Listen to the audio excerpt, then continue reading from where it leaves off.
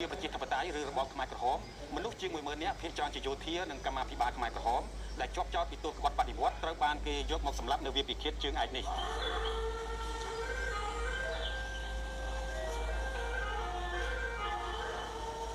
លោកហឹមហ៊ុយជាអតីតយុទ្ធជនបដិវត្តនិងជាកងការពារមន្ទីរស-21បានរួមចំណែកក្នុងការដឹកជញ្ជូនមនុស្សយកមកសម្លាប់នៅទីនេះលោកហឹមហ៊ុយមានអារម្មណ៍បែបណាដែរនៅពេលដែលបានមកឃើញវាលពិឃាតជើងឯកលើកនេះបាទខ្ញុំនឹកឃើញថាចំនួន3ឆ្នាំ8ខែថ្ងៃនោះគឺជាកន្លែងនេះគឺប្រវត្តិជឿចត់របស់ខ្ញុំនិងប្រជាជនទូទាំងប្រទេសគឺអ្នកដែលប្រឆាំងជាមួយអង្គការប្រឆាំងជាមួយបដិវត្តនៃរបបកម្ពុជាជាតិតែងគឺត្រូវការចាប់ខ្លួនយកមកសម្រាប់នៅទីនេះលោកហ៊ុយអាចចាំបានទេថាតើនៅពេលដែលលោកដឹកអ្នកទោសយកមកហើយមានការរួមចំណែកក្នុងការសម្រាប់អ្នកទោសនៅក្នុងរណ្ដៅអស់ហ្នឹងតើមានប្រមាណរណ្ដៅដែរពេលនោះបាទកាលនោះតើខ្ញុំដឹកមកហើយខ្ញុំអត់ចាំថាមានរណ្ដៅប្រមាណទេព្រោះកាត់ជូនមកគឺមកយប់ហើយសម្រាប់ហើយខ្ញុំកត់ឈ្មោះគាត់អីគេសម្រាប់ហើយគឺឲ្យគេកត់ទៅខ្ញុំប្រមូលសម្ភារៈដាក់ឡានទៅវិញខ្ញុំចង់ឲ្យលោកគួយបង្ហាញអំពីរបៀបសម្លាប់មនុស្សនៅពេលនោះថាតើឥឡូវរណ្ដៅនៅទីនេះជុំវិញយើងនេះតើគេសម្លាប់យ៉ាងម៉េចដែរនៅពេលនេះបាទពេលដើរមកគេឲ្យចាក់ទូនចងហាត់ផ្សេងមកក្រោយទៅចងមុខហើយគេឲ្យយកគង់យកគង់អញ្ចឹងបាទដល់ហើយគេយកដៃមកដៃទៅវែងយ៉ាងមកហើយគេវាយចាំកនវាយវាយចាស់វាយប្រមាណដែរដាក់តែមួយដាក់តែមួយហើយស្លាប់ទេតែមួយហ្នឹងគឺស្លាប់ហើយក៏គេមកអាវដោះខ្លះតែអីគេអាកវាពុះបានគេបោះចូលទៅក្នុងដែរវាយមួយគឺស្លាប់នៅកញ្ចក់កហ្នឹងហើយដួលស្លាប់ទៅដោះអាវហើយតែចាំបាច់ដោះអាវព្រោះអាវមិនគេឲ្យយកទៅឲ្យដាក់ទូផ្សេងទៀតហើយដួលស្លាប់ហើយវាមិនទៀតដោះអាវហ្នឹងទៅហើយគេអាកហើយដោះខ្លោដៃអីគេបោះចូលទៅហើយតែចាំបាច់អាកបាច់ឆ្នាំដើម្បីឲ្យច្បាស់ថាស្លាប់លោកហ៊ុយផ្ទាល់តាមលោកហ៊ុយបានសម្លាប់ប្រហែលអ្នក5នាក់បាទហើយអ្នកដែលលោកហ៊ុយសម្លាប់ហ្នឹងគឺយ៉ាងម៉េចដែរគាត់ជាអត់ដឹងថាអ្នកណាជាទូនាទីស្អីទេពោះពេលយកមកដល់កត់តែឈ្មោះអត់ដឹងថាអ្នកណាកម្មបាលអីអត់មានស្រួលហ្នឹងទេបាទព្រោះថាឈ្មោះអីខ្ញុំកត់តែឈ្មោះហ្នឹងឲ្យគេបណ្ដាលយកមកអញ្ចឹងលោកហ៊ុយចាំឈ្មោះអ្នក5នាក់ហ្នឹងទេអត់ទេចាំអញ្ចឹងមានន័យថាលោកហ៊ុយវាយកញ្ចឹងកហើយគេវាយឲ្យបោះដៃទុកចោលឲ្យគេហ្នឹងអត់អាកទេនៅលើគេនៅលើក្រុមរបស់គេហ្នឹងតែមុនហ្នឹងលោកឃើញថាអ្នកដែលវាយហ្នឹងគាត់វាយហើយក៏អាកផងឲ្យវះពោះទៀតបាទពួកក្រុមរបស់គេនេះlàអ្នកសម្លាប់ហើយនេះបានគេហៅឲ្យសម្លាប់នៅពេលនោះគេសួរថាដាច់ខាតអ្នកណាសួរបាទដូចក៏ចឹងដែរបើកាលណាយើងថាដាច់ខាតអត់បានព្រោះឡៃហ្នឹងអ្នកណាមួយក៏ថារំអង្គការគេហ្នឹងនៅពេលដែលវាយហ្នឹងមានអ្នកទោសណាដែលស្រែកទេអត់មានស្រែកព្រោះយើងพูดថាយកមកនៅផ្ទះថ្មីហើយអង្គុយចាំសិនព្រោះយើងក៏ហត់អ្នកទោសណាពេលបដើចេញពីផ្ទះហ្នឹងមកយកមកនៅផ្ទះថ្មីបាទអញ្ចឹងគាត់ក៏ចេះដើរតាមយើងមកតាមណាអញ្ចឹងយកមកម្ដងតែមួយទេម្ដងមួយមកបាទក្នុងមួយឡានហ្នឹងវាពេលខ្លះរហូតដល់មាន70នាក់អីអញ្ចឹងបដើម្ដងមួយថាតើអ្នកដែលសម្លាប់នេះប្រហែលអ្នកបាទមេហើយជា6នាក់អញ្ចឹងអ្នកបដើផ្សេងអ្នកដែលនៅចាំវាយនៅតាមមាត់រណ្ដៅផ្សេងអ្នកវាយហ្នឹងអ្នកអាកវះពោះហើយបោះហើយនេះបានចាំបាច់វះពោះបាទពោះវាមិនឲ្យហើមតែហើមវាផុសឡើងវាល្បាច់មានគេនិយាយតទៀតថាប្រសិនបើអ្នកដែលសម្លាប់គេហ្នឹងសម្លាប់ពេលហ្នឹងគឺសម្លាប់បាន1បាន2អីហើយចិត្តតែជុកដៃចង់សម្លាប់ទៀតបាទអញ្ចឹងខ្ញុំចង់សួរអំពីករណីលោកហ៊ុយពេលហ្នឹងលោកថាសម្លាប់បាន5ហើយđây bạn mình to chứ tớiបាទពេលនោះអត់មានកំណត់ទៅជាងនេះបាទពួកខ្ញុំទូនាទីរបស់ខ្ញុំគាត់តែឈ្មោះទេហើយអ្នកណានេះជីកដៅទៅគាត់នេះមកក្រុមនៅហ្នឹងជីហើយនឹងសម្លាប់មកក្រុមប្រហែលអ្នកមកក្រុម10នាក់ទៅ12នាក់បាទខ្ញុំចង់ដឹងអំពីដូចថាតើគាត់មកមើលការសម្លាប់មនុស្សនៅទីនេះញឹកញាប់ទេបាទគាត់មកមិនញឹកញាប់ទេគាត់មកយូរមកម្ដងប៉ុន្តែគាត់មកឡានគាត់ទុកនោះមេសាគាត់ដឹកគាត់មកឡានអាទិគាត់បាទហើយគាត់មកទឹកឡាននោះគាត់មកអង្គុយការប្រទេសអង្គុយនេះមើលជាង30ឆ្នាំហើយទេបានចាំច្បាស់មែនថាដូចអង្គុយនៅកន្លែងហ្នឹងពួកខ្ញុំឃើញគាត់អង្គុយនៅកន្លែងហ្នឹងបាទខ្ញុំមិនភ្លេចណាបាទនៅកន្លែងអង្គុយនោះសម្រាប់អង្គុយលោកហ៊ុយបានចូលរួមច្រើនក្នុងការដឹកជញ្ជូនក្នុងការយាមកាមរហូតមកបាន ធ្វើផ្ទាល់ដៃទៀតសម្រាប់បាន5នាក់អីចឹងទៀតតើលោកហ៊ុយមានអារម្មណ៍យ៉ាងម៉េចដែរបាទខ្ញុំសូមជំរាបថាជាអារម្មណ៍របស់ខ្ញុំនៅពេលនោះក៏ខ្ញុំមិនមាននឹកឃើញស្អីគួរពីបញ្ជាឲ្យយើងគឺយើងត្រូវតែធ្វើមួយទៀតការជ្រើសរើសរបស់ខ្លួនអស់ហើយសូមគឺចេញតាណាក៏អត់បានចេញតាណាក៏ទៅមិនរួចដែរមានដឹងថាចាំថ្ងៃស្លាប់នៅកន្លែងនេះទេបាទហើយមិនបានស្លាប់មកនៅជាឯងគឺស្លាប់នៅក្រោយគុកទួលស្លែងបដិសាររបស់ខ្ញុំគឺថាបើសំសេដល់ខ្ញុំទៅទាស់គឺខ្ញុំមកជួនហើយគឺខ្ញុំស្លាប់ចុះប៉ុន្តែនៅទួលស្លែងនេះគឺខ្ញុំប្រហែលជាគេចាប់ខ្ញុំសម្លាប់ហើយគឺសម្លាប់មកឯងខ្លួនការជឿរបស់ខ្ញុំគឺចប់ត្រឹមកន្លែងសុំគេមិនឲ្យចេញរបបកម្ពុជាប្រជាធិបតេយ្យបានដួលរលំនៅដើមខែមករាឆ្នាំ1979នៅពេលកងទ័ពវៀតណាមដណ្ដើមបានទីក្រុងភ្នំពេញយោងតាមសាលាក្តីខ្មែរក្រហមជនរងគ្រោះជាង12000នាក់ត្រូវបានយកមកសម្លាប់នៅវាលពិឃាតជើងឯកនេះខ្ញុំជីវិតាវិទ្យុអាស៊ីសេរីធ្វើសេចក្តីរាយការណ៍ពីមជ្ឈមណ្ឌលប្រឡាយពូសាសជើងឯកបាទសួស្តីជំរាបសួរសាជាថ្មីលោកអ្នកបងប្អូនប្រិយមិត្តដែលកំពុងតាមដានការផ្សាយបន្តផ្ទាល់ពី Channel របស់ខ្ញុំបាទប៉ាសំណាងបាទមុននេះយើងបានស្ដាប់ឮទាំងអស់គ្នានៃចម្លើយសារភាពរបស់ឆ្មាំគុកម្នាក់ដែលបាន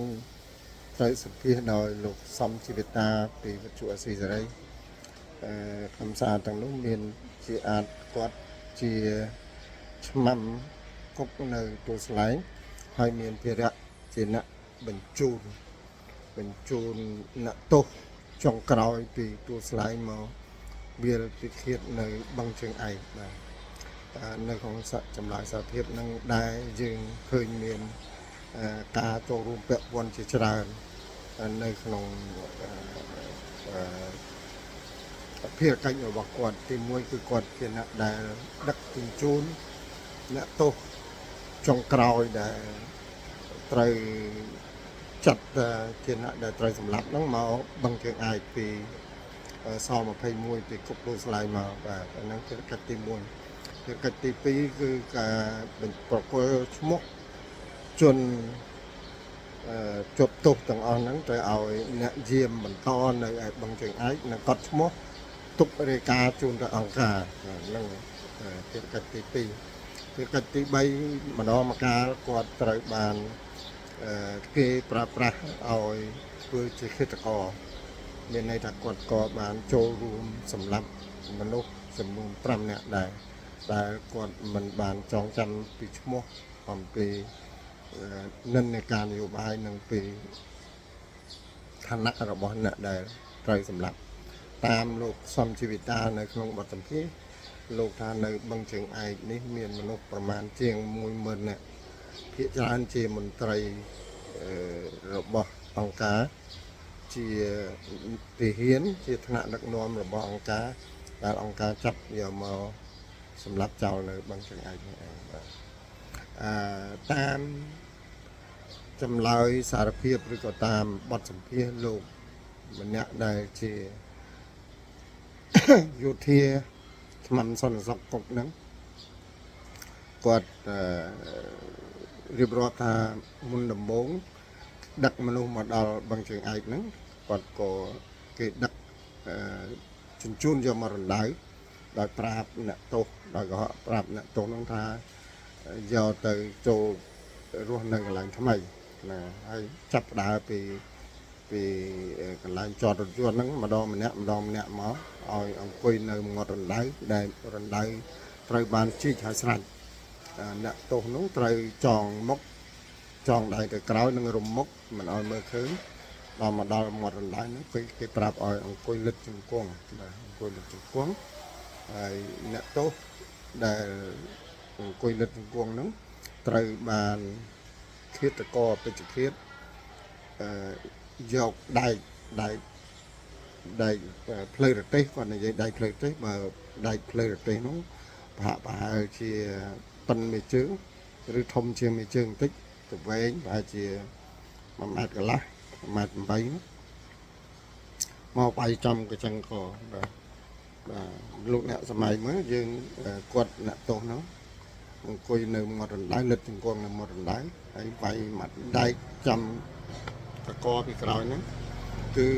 កាច់ធ្លាក់ទៅក្នុងរំដៅ តើពីធ្លាក់ចូលក្នុងដៅឲ្យគាត់ដើម្បីឲ្យច្បាស់ថាស្លាប់មែនគឺមានមួយក្រុមទៀតគេចុះទៅដោះអាវបាទដោះអាវ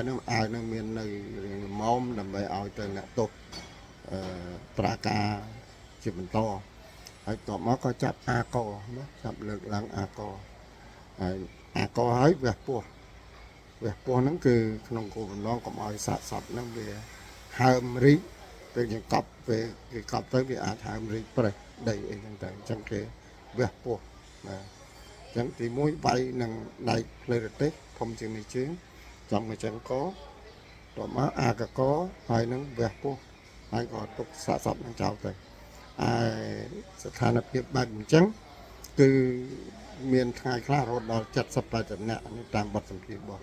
លោកសំជីវិតាអញ្ចឹងយើងឃើញថាសម័យនោះគឺមានការកាប់សម្លាប់ខូខើសម្រាប់ណាសម្រាប់តែគុកតែមួយនៅទីក្រុងភ្នំពេញគុកស21ហើយគុកពោធិ៍ស្លែងហ្នឹងគឺកន្លែងដែលពិឃាតមនុស្សហ្នឹងមានដល់តែរាប់ម៉ឺននាក់បាទរាប់ម៉ឺននាក់ហើយភាគច្រើននៃពួកនោះគឺជាកម្មអភិបាលដែលក្រោយឆ្នាំ1977ហ្នឹងគឺខ្មែរក្រហមចាប់ផ្ដើមបោសសម្អាតបាទបោសសម្អាតបន្សុទ្ធបកក្នុងជួរបកហ្នឹងអញ្ចឹងមានការចោទប្រកាន់ការកាប់សម្លាប់គ្នាការមិនជឿទុកចិត្តគ្នារវាងកងពលមួយទៅកងពលមួយភូមិភាគមួយទៅភូមិភាគមួយធ្វើឲ្យមានអ្នករងគ្រោះកើនឡើងច្រើនមែនទែននៅក្នុងចុងឆ្នាំ77និងដើមឆ្នាំ78អូខេនេះខ្សែវីដេអូហ្នឹងមានប៉ុណ្្នឹងឯងដែលខ្ញុំសង្ខេបឡើងវិញហើយឥឡូវនេះយើងចូលទៅដល់សាច់រឿងដែលជាសាច់រឿងរបស់ខ្ញុំកាលពីនៅคลิปទី3ខ្ញុំបានរៀបរាប់ហើយអំពីដំណើរ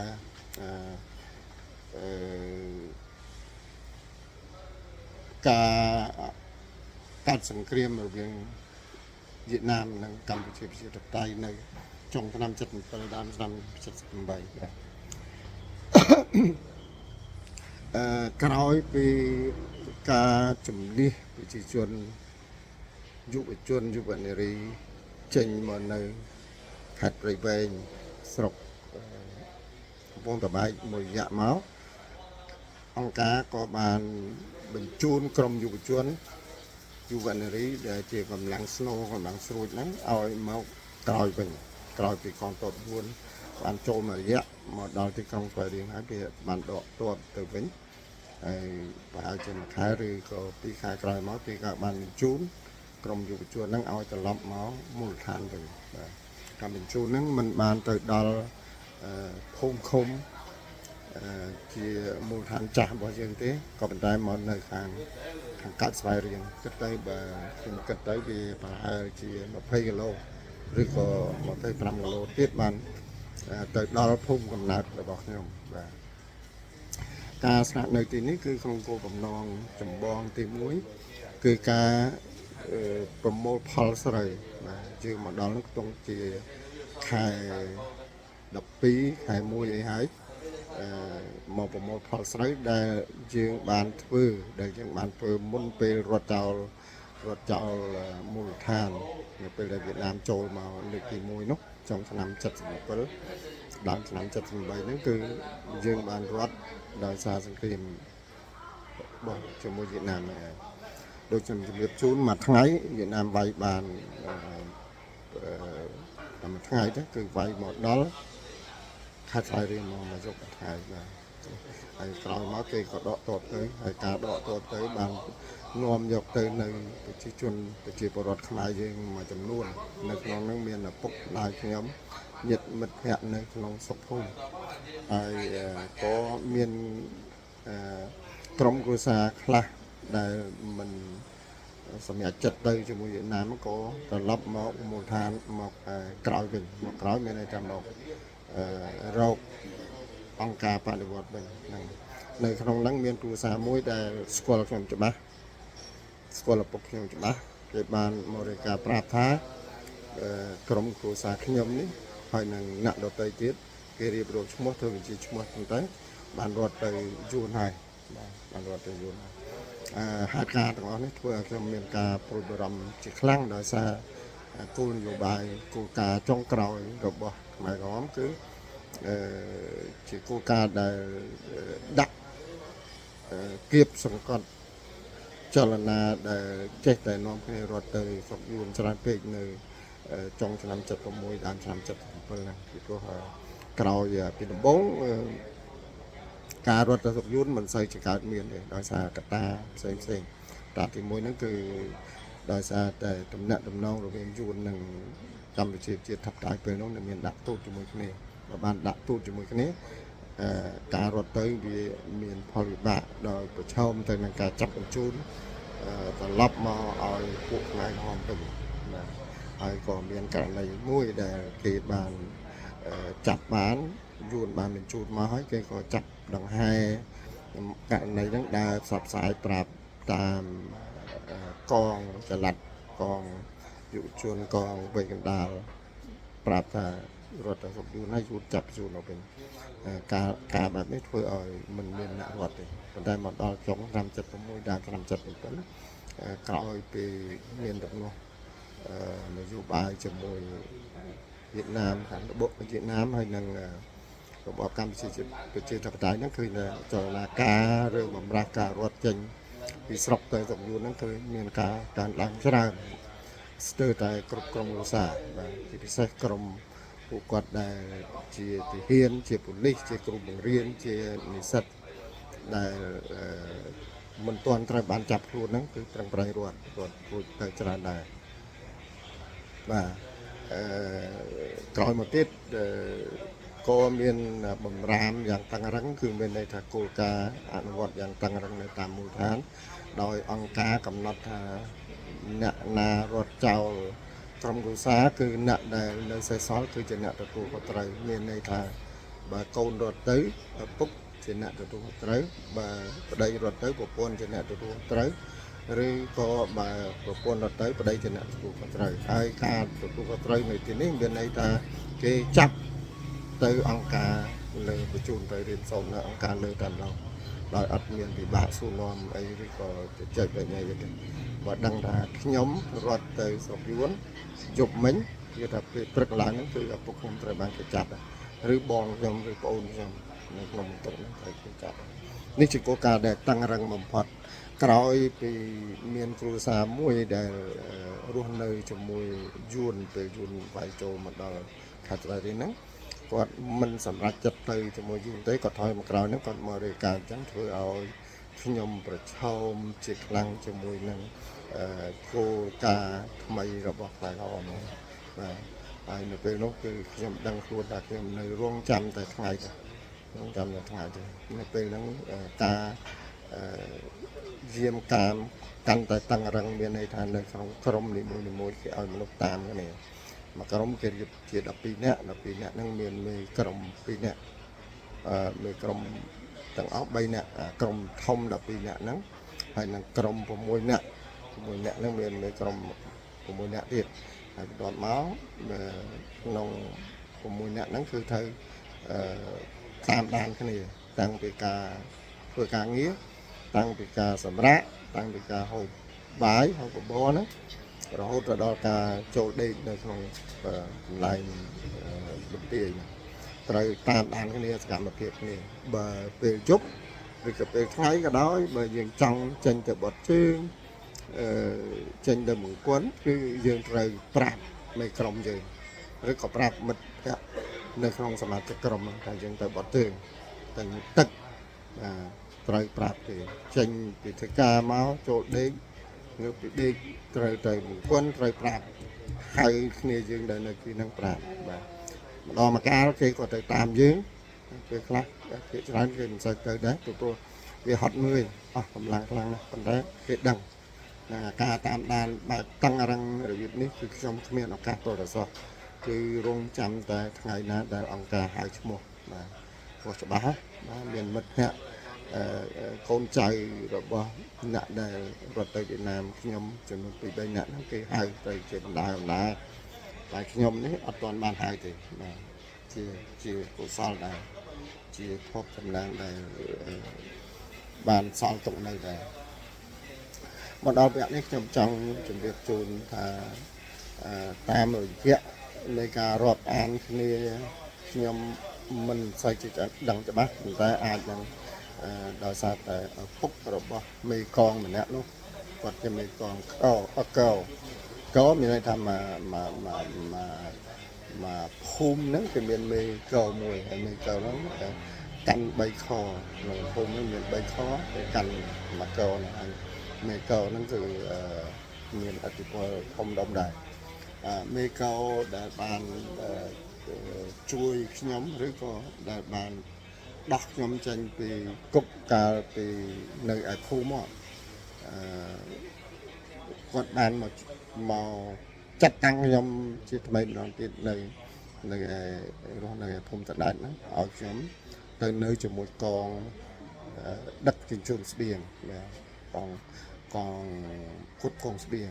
ទៅក្រុមយុវជនចឹងទៅកងគុតកងស្បៀងឬកងដឹកជញ្ជូនស្បៀងនេះគឺមានភារៈទី1គឺប្រកាសថាស្បៀងហ្នឹងត្រូវបានដឹកជញ្ជូនទៅដល់ក្រុមយុវជនដែលគេធ្វើការនៅឯជំនាន់ភូមិមកក្រុមកងធ្វើស្បៀងនេះចំអិនស្បៀងឬដឹកជញ្ជូនស្បៀងនេះគឺយើងនៅក្រោយពីការដ្ឋានហ្នឹងប្រហែលជា 4-5 គីឡូអញ្ចឹងទៅតាមចិត្តតាមឆ្ងាយអត់នៅក្នុងការដ្ឋានទេហើយការដេករស់នៅក៏ផ្សេងគ្នាដែរអញ្ចឹងធ្វើឲ្យខ្ញុំមានឱកាសច្រើនក្នុងការលាក់បាំងខ្លួនបន្លំខ្លួនធ្វើជាមនុស្សអត់ដឹងអត់ឮបាទហើយនៅឯមុខនោះនៅការដ្ឋានគេធ្វើជីវភាពគេធ្វើប្រវត្តិឡើងវិញអ្នករត់ទៅមានឪពុកម្ដាយរត់ទៅគឺគេចាប់ជាបន្តទៅហើយឡើយខ្ញុំមកនៅក្រោយដល់មកនៅក្រោយក្រុមដឹកជញ្ជូនចឹងទៅធ្វើឲ្យខ្ញុំអាចមានលទ្ធភាពរួចខ្លួនគេចផុតពី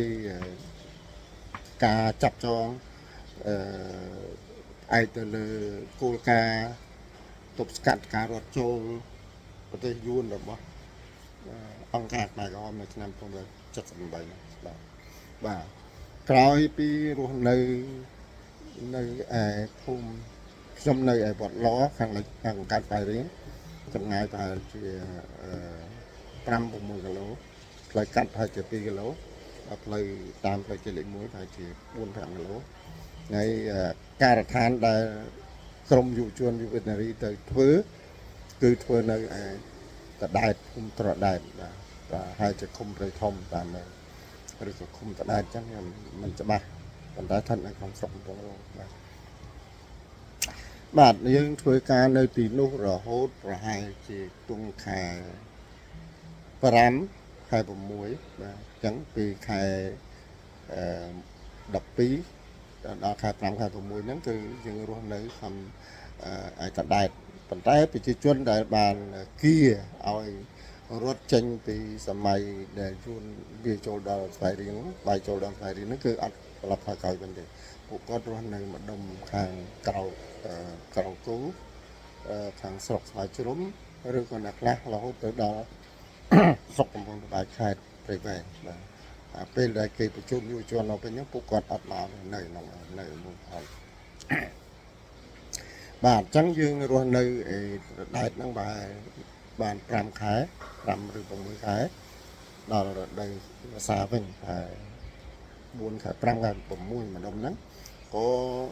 មានការរៀបចំជាថ្មីនៅការចាប់ចងកម្មអភិបាលខ្មែរភូមិភាគបូព៌ាណាបាទមានចលនាចូលមកគ្រប់គ្រងថ្មីនៃគណៈភូមិភាគនិរដីបាទយើងមិនបានដឹងឮច្បាស់ដឹងរឿងពិតប្រាកដទេនៅពេលនោះគឺដឹងមិនច្បាស់ទេគ្រាន់តែយើងឮផ្លូវការគឺសោភឹមក្បត់បាទសោភឹមក្បត់បានមានកំណត់ក្បត់បដិវត្តហើយខាងភូមិភាគនិរដីយើងមិនដឹងថាតាមកមិនដឹងថាអីទេវាព័ត៌មានអស់នេះវាដឹងក្រោយមកទេតាមពិតយើងមកដឹងដល់ថ្ងៃពីសម័យនោះយើងដឹងថាគណៈភូមិភាគនិរដីចូលមកគ្រប់គ្រងបូព៌ាជំនួស គណៈគ្រប់គ្រងបុព្វាសោភឹមហើយនឹងកម្មាភិបាលផ្សេងទៀតដែលក្បត់បដិវត្តបាទនៅពេលហ្នឹងគឺយើងធ្វើការនៅការដ្ឋានជាប្រក្រតីអញ្ចឹងដែរព្រលឹមឡើងយើងទៅធ្វើការថ្ងៃឡើងយើងត្រឡប់មកល្ងាចឡើងយើងត្រឡប់មកជំរំរបស់យើងវិញអញ្ចឹងទៅនៅពេលហ្នឹងគឺកម្មាភិបាលថ្នាក់ចាប់ពីថ្នាក់ខោទៅមានន័យថាគណៈយុវជនមកឃុំមេធំហ្នឹងហើយនឹងមេឃុំចាប់ពីប្រធានឃុំដែរមេបកឃុំហ្នឹងតែរហូតដល់ស្រុកខេត្តយោធានៅថ្នាក់ខាងលើទៀតយើងមិនដឹងយើងដឹងតែត្រឹម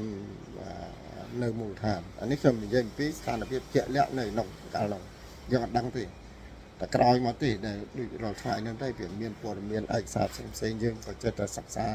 ស្រាវជ្រាវទៅយើងដឹងថានេះជាការបោសសម្អាតជនក្បត់នៅក្នុងបកនេះជាគោលនយោបាយបោសសម្អាតឬក៏បន្សុទ្ធបកសមាជិកបករបស់មជ្ឈិមគឺប៉ុលពតទាំងហើយយើងដឹងឥឡូវទៅពីនោះយើងអត់ដឹងដល់ពេលហ្នឹងមានន័យថាការចាប់ចងប្រជាជនការចាប់ចងយុវជនយុវនារីចោទថាការសេបសេអាខ្មាំងយួនឬក៏ពីបទផ្សេងនេះគឺថាត្រូវបានធូរស្រាលពួកយើងដែលជាយុវជនយុវនារីនឹងមានសង្ឃឹមឡើងវិញហើយដោយថាវាមិនមានការចាប់ចងមិនមានការគ្រប់គ្រងតឹងរឹងអីទេពីព្រោះហេតុអីដោយសារតែមេនៅខាងលើមេនៅខាងលើគឺភ័យពួកវានឹងភ័យមួយថ្ងៃមើលតែផ្លូវអង្គុយធ្វើការមកសង្កត់ស្ងាត់អញ្ចឹងទៅនៅពេលមធ្យោបាយនៅពេលនោះគឺក្រុមពួកនិរដីនេះគេមានមធ្យោបាយចុះចាប់កម្មាភិបាលថ្នាក់លើហ្នឹងគឺគេប្រើឡានឃ្លុកឡានបាទប្រើឡានហ្នឹងរបៀបជាឡានអំឡុងហ្នឹងបាទរបៀបជាឡានអំឡុងពណ៌ត្រីអ៊ីពណ៌ទាហានហ្នឹងដែរចូលមកមូលដ្ឋានណាគឺមេកម្មាភិបាលហ្នឹងគឺផ្នែកសផ្នែកខ្មៅហ្នឹងទៅរួចខ្លួនអញ្ចឹងទៅចាប់អ្នកណាចាប់អ្នកណីអញ្ចឹងទៅក្រោយមកទៀតទៅក៏ឃើញមកទៀតក៏ភ័យអញ្ចឹងទៀតរហូតទៅដល់ពេលខ្លួនអត់មានអ្នកណារួចខ្លួនមកទេចាប់ទាំងអស់បាទត្រឹមមេខមេឃុំរហូតទៅលើទៅត្រឹមខត្រឹមអីมันមានចាប់ទេបាទអញ្ចឹងដោយសារតែស្ថានភាពពួកនិរដីចូលមកគ្រប់គ្រងខាងបូព៌ាក្រោយពីឮថាសោភឹមបានក្បត់ហ្នឹងគឺនិន្នាការឬក៏ស្ថានភាពរបស់យើងបានធូរស្រាលច្រើនអាចជាករណីបែបនឹងដែរដែលធ្វើឲ្យខ្ញុំអាចមានឱកាសរួចខ្លួននឹងឯងព្រោះពួកហ្នឹងគឺខ្វល់ខ្វាយពីខ្លួនឯងច្រើនពួកកម្មាភិបាលហ្នឹងអត់សូវបានខ្វល់ខ្វាយពីអ្នកយុវជនយុវនារីនៅខាងក្រោមទេហ្នឹងដូច្នេះអាចជាឱកាសមួយដែលខ្ញុំបានរួចខ្លួនពីរឿងហ្នឹងដែរក៏ដែលខ្ញុំនៅតែចិញ្ចឹមចិត្តរត់កិច្ចចេញដែរប៉ុន្តែដូចខ្ញុំជម្រាបជូនខ្ញុំមកនៅខាងកងដឹកស្បៀងកងជញ្ជូនស្បៀងនេះមានមេកងមានមេក្រុមហើយគេចាត់ឲ្យក្រុមតាមដានគ្នាអញ្ចឹងទៅយើងទៅណាក៏ដោយយើងចាប់គោចាប់ក្របីឬក៏ដឹកទៅដឹកស្បៀងដឹកអីហ្នឹងគឺរែកស្បៀងរែកអីទៅគឺមានមនុស្សទៅជាមួយគ្នាយើងអត់អាចកិច្ចបានទៅតឹងរឹងមែនតើព្រោះនៅពេលហ្នឹងកងទ័ពយួនចេញអស់ពីស្រុកខ្មែរទៅហើយកងទ័ពពួករំដោះពួកនិរដីហ្នឹងគឺមកពេញនៅតាមព្រំដែនហ្នឹងបាទពេលយើងប្រមូលផលជាបណ្ដាប្រមូលស្រូវច្រូតស្កាត់ស្រូវជាបណ្ដាហ្នឹងគឺសង្គ្រាមនៅតែមានកើតឡើងវាកងទ័ពខ្មែរក្រហមជាមួយនឹងវៀតណាមយើងឃើញកូនទាហានរបស់ខ្មែរក្រហមហ្នឹងក្មេងៗតូចស្ទាយកភ្លើងស្ទើរតែអស់ដីបាទហើយជាអាយុ12 13ឆ្នាំក៏មានចាស់អញ្ចឹងដែរក៏ប៉ុន្តែដែលយើងឃើញទល់នោះគឺអាយុ12 13ឆ្នាំទេបាទដើរកាត់ឬក៏ដឹកកាត់ពីស្វាយរៀងហ្នឹងទៅឆ្ពោះទៅឯកំពង់រោទៅឯព្រំដែនយួនទៅខាងជប់ព្រីងទៅឯខាងព្រៃវ័រទៅឯខាងឃុំថ្មីនៅខាងខ្ញុំណាបាទក្នុងឆ្នាំ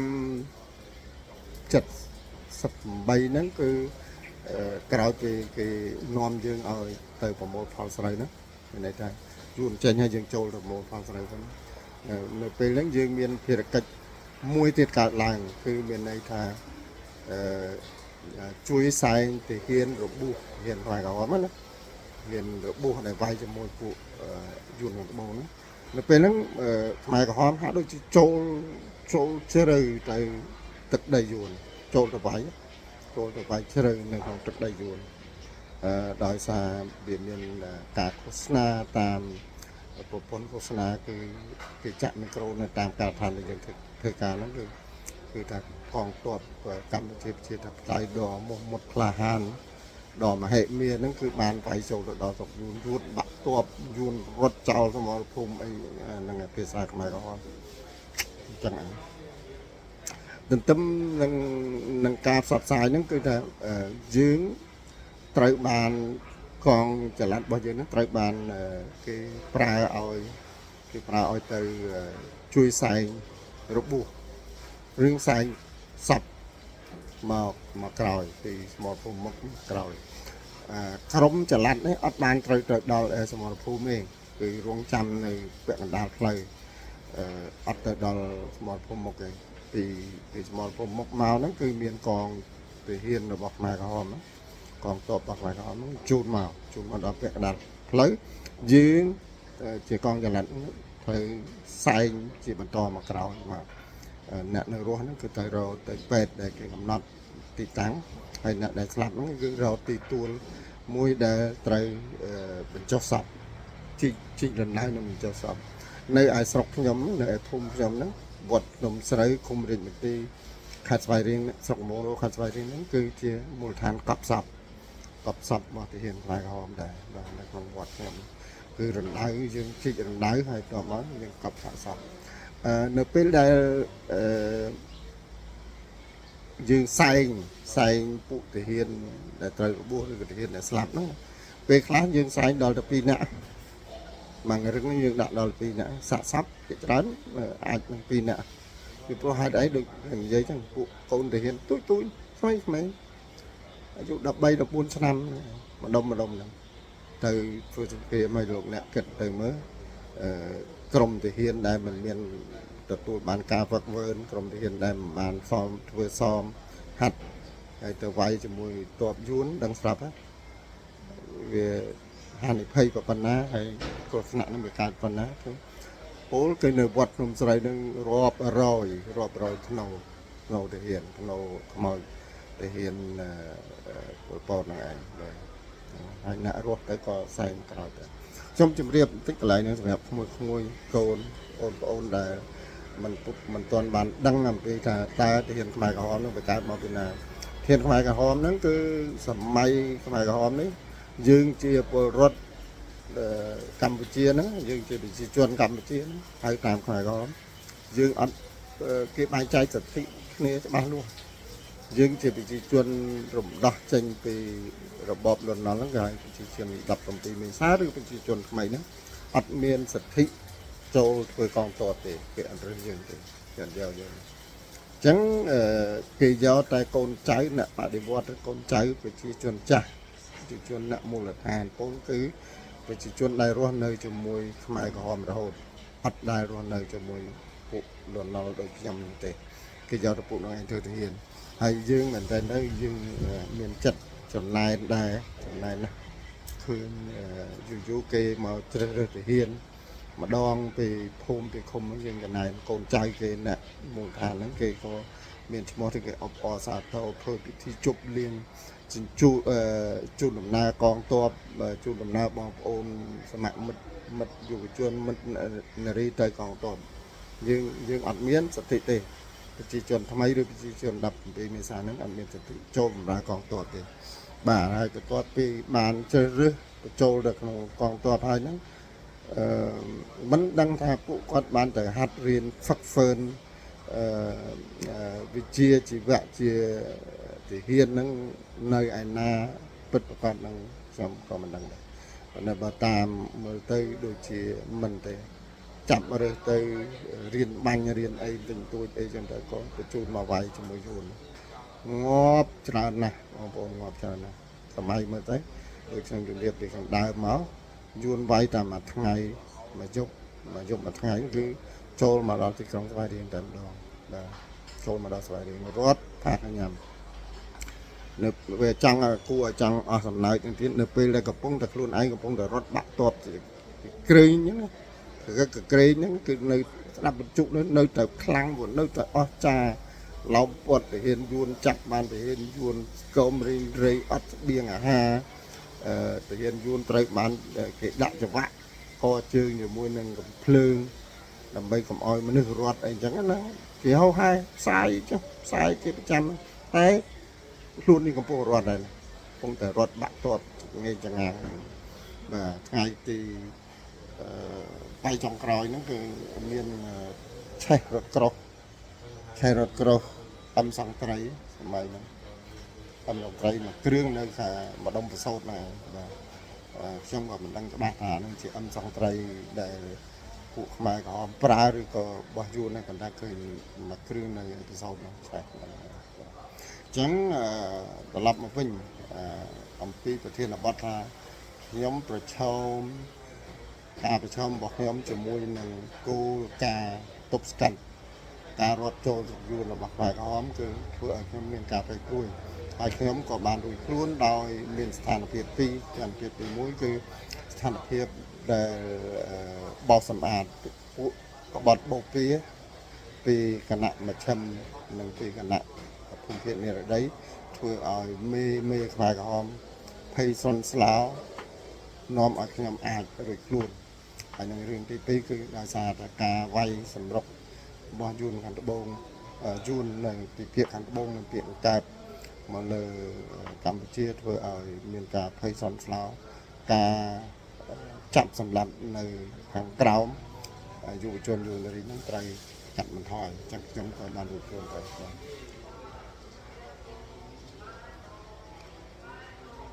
បាទចូលមកដល់ប្រហែលជាខែ6ឬខែ7ស្ថានភាពនៅព្រំដែនកាន់តែយ៉ាប់យ៉ឺនកាន់តែតានតឹងវាយសង្ខើញយួនវាយចូលមកថ្មីសាជាថ្មីធ្វើឲ្យកងទ័ពខ្មែរក្រហមហ្នឹងបាក់ទ័ពជាញឹកញាប់ហើយប្រហែលជាអត់មានកម្លាំងគ្រប់គ្រាន់ដោយសារតែភូមិកងទ័ពភូមិភាគបូព៌ានេះកងទ័ពភូមិភាគបូព៌ាដែលដឹកនាំដោយសោភឹមហើយចោទថាសោភឹមក្បត់ហ្នឹងកងទ័ពមួយចំនួនត្រូវបានសម្លាប់ចោលកងទ័ពមួយចំនួនទៀតត្រូវបានរំសាយអញ្ចឹងកងទ័ពភូមិភាគបូព៌ាស្ទើរតែទាំងស្រុងបាត់បង់កម្លាំងដោយសារតែពួកនាដីចូលមកហើយចោទខាងបូព៌ានឹងក្បត់អញ្ចឹងកងទ័ពគេចាប់ប្រើកងទ័ពបូព៌ាអញ្ចឹងបើកងទ័ពពួកនាដីមកគឺទី1ភូមិសាស្ត្រហ្នឹងវាថ្មីទី2កម្លាំងអាចមិនគ្រប់គ្រាន់ដែរអញ្ចឹងទៅធ្វើឲ្យកម្លាំងនឹងខ្សោយមែនតើបូព៌ាទាំងមូលត្រូវបានរំសាយមិត្តភ័ក្តិបងប្អូនខ្ញុំមួយចំនួនដែលត្រូវធ្វើនៅជាមួយសោភ័ណតំបន់24ហ្នឹងយើងនឹងតំបន់24ហ្នឹងមានស្វាយរៀងកំពង់ចាមព្រៃវែងតំបន់24ហើយឆ្លងទន្លេទៅខាងខេត្តកណ្ដាលគឺតំបន់25តិចខ្ញុំច្រឡំទៅ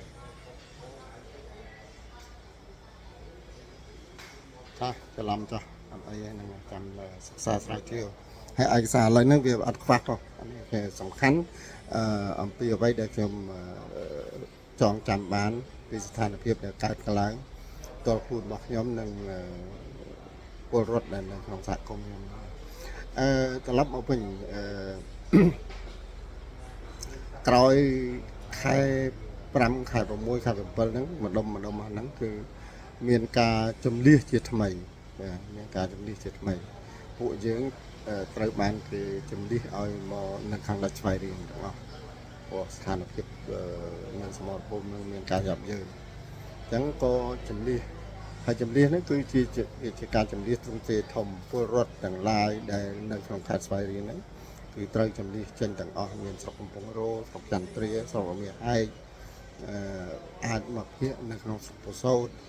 ហើយនឹងស្រុកដទៃទៀតខ្ញុំដឹងអត់ច្បាស់ទេតែកំពង់រោចន្ទ្រា លែងទាំងពីរស្រុកហ្នឹងគឺអស់ហើយដឹកចេញទាំងអស់តែម្ដងមិនដឹកទេគឺថាជំនះចេញទាំងអស់ដោយប៉ាជើងអញ្ចឹងនៅចុងខែ ហើយជាចុងខែមិថុនាខែកក្កដាហ្នឹងយើងបានមកដល់ខេត្តព្រៃវែងជាថ្មីនៅស្រុកកំពង់តបែកនៅទីហ្នឹងពេលហ្នឹងយើងបានមកជួយធ្វើស្រែទៅចង្ការអ្នកស្រុកព្រៃវែងហ្នឹងម្ដងទៀតសម្រាប់ក្រុមយុវជនហ្នឹងគេឲ្យរស់នៅតាមបណ្ដោយផ្លូវជាតិហើយក្រុមប្រជាជនឬក្រុមយុវវ័យហ្នឹងគឺគេឲ្យនៅតាមសហគមន៍គេជ្រៀតឲ្យចូលទៅក្នុងសហគមន៍ក្រុមយុវជនអត់ទេរស់នៅដោយខ្លួនឯងការដាំហូបដាំចុកធ្វើពលកម្មអីគ្រប់គ្រងដោយមេរបស់ខ្លួនឯងអត់បញ្ជ្រៀតអត់ចូលទៅជាមួយគេទេដោយឡែកប្រជាជនត្រូវបញ្ចូលបញ្ជ្រៀតបញ្ចូលទៅជាមួយសហគមន៍គេជាមួយសហគមន៍គេនៅតាមមូលដ្ឋានរបស់គេទៅ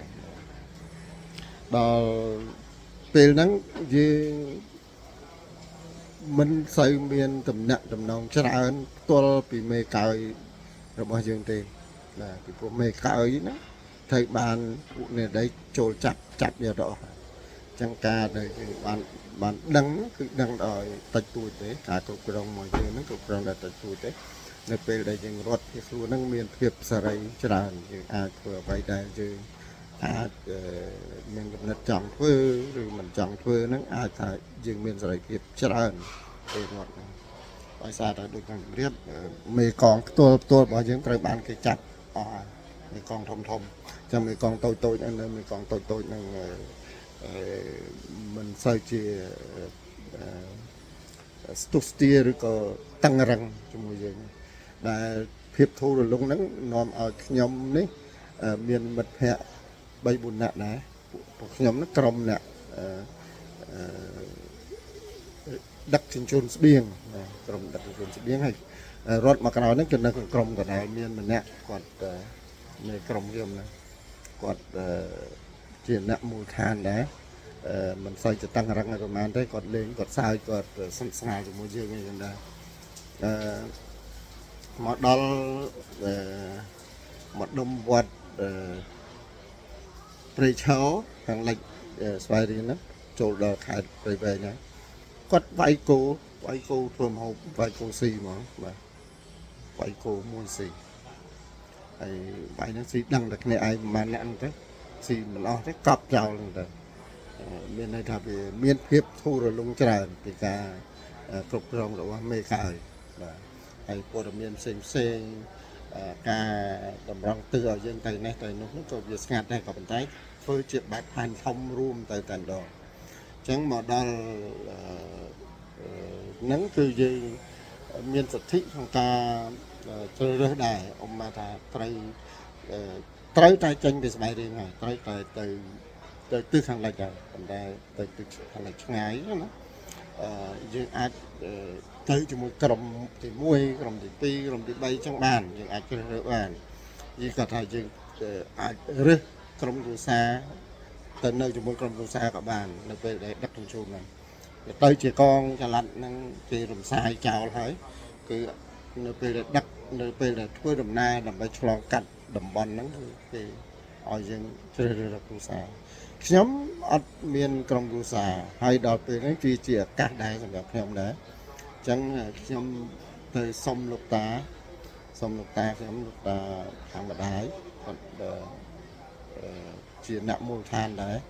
គាត់ជាអ្នកមូលដ្ឋានគាត់អត់បានទៅរស់នៅលន់នល់ទេគាត់នៅមូលដ្ឋានប៉ុន្តែកូនចៅទាំងអស់គឺសិតតែអ្នកប្រជាជនថ្មីតែជាតាខ្ញុំហើយណាជាក្រោយប្រជាខ្ញុំបានស្លាប់បាត់ហើយគាត់ស្លាប់មុនសម័យសង្គ្រាមហើយគាត់លោកតាខ្ញុំគាត់រៀបការប្រពន្ធ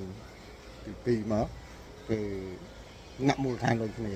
ហ្នឹងអ្នកមូលដ្ឋានដូចគ្នាអញ្ចឹងខ្ញុំក៏ទៅសុំលោកតាទៅជាមួយ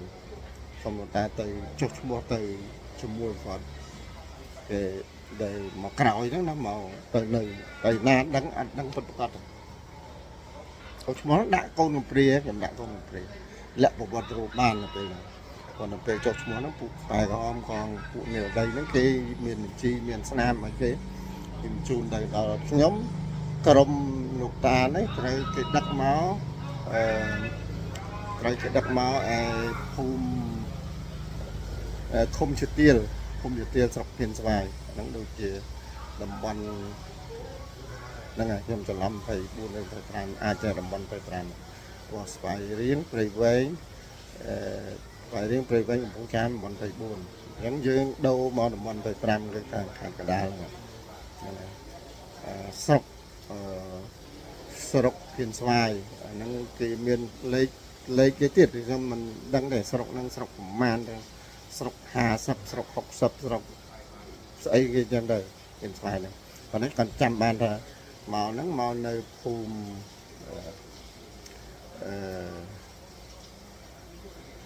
ấy chết bơi xây sọc và phùm bơi xây sọc không chữ tiếu hay năng sọc kinh xoài và một đòn nắng thì đặt màu nắng nhóm đôi chuẩn bị trốn nhóm cứ chỉ mình cầm bìa phùm đáyปลดปลาใบดักนี่ปีสมัยสงครามโดนนอลนะยมใบปุ่มได้ปีสมัยโดนนอลมาตอนไงนึกอัดดังแต่ปุ่มได้ในนาเลยจังในครองชีแบบวัดด่านจังจิตตายังก่อนกับตู้เดียวของจีนจังคิดดักเนี่ยมาตอนใส่สลับเมียนตู้มวยไงตู้กระสังกี่ยาวจะด่านในตู้กระสังไงตีมวยกี่ยาวจะด่านนั้นจบปีนานเทียมนั้นคือcái chun dương tới rong bài tầm đó đòn rong bài nước rong bài chỉ màu pi mỏng bay còn dương ăn bàn bài ngày thì trong làng lán trong lịch kịch đấy mình nhã cái rip chấm chỉ crom hay sách cho mua thà mà crom bàn sam sai rồi nhẹ chân đấy miền crom muối màu xong thì cho mua chăm lấy làm chẳng dương thôi đầm nè lon xà lan thì trời càng tết mà nó trai thằng lệnh mà đó trai thằng lệnh nó bồng bồn là về đôi chế bàn đôi chân đẹp tham viên miền giải thiệp nhưng ai của từ lâu chi từ lâu đọ từ lâu rồi có bảy là không bảy lại chơi nơi tam hôm để cái đoạt chào lại ăn biết mà nấu rồi đã xong nơi năng cha nó bán on lên mình đây nè phải chụp cái liên môn tầm này nhưng ai đọ hộp bàn hay bông trăm lán có láng trong láng bị trai thằng lệnh từ lên nạ lương đó còn đò từ lên trai thằng lệnh nó lái máu khi tầm đạn nơi tù cả sáng sọc trên xoài đó cái xuống sẽ đúng bài mà đó bài mà chức năng bài đạo mà chức năng tuông bài kia mà chức năng lấy buôn nè chức năng lấy buôn như thế này buôn bài chức năng pin lấy buôn này chức năng pin như đấy sờ ló pi tràn lo pi tràn thảm còn là khơi bài nó cứ bài chật nó có ốp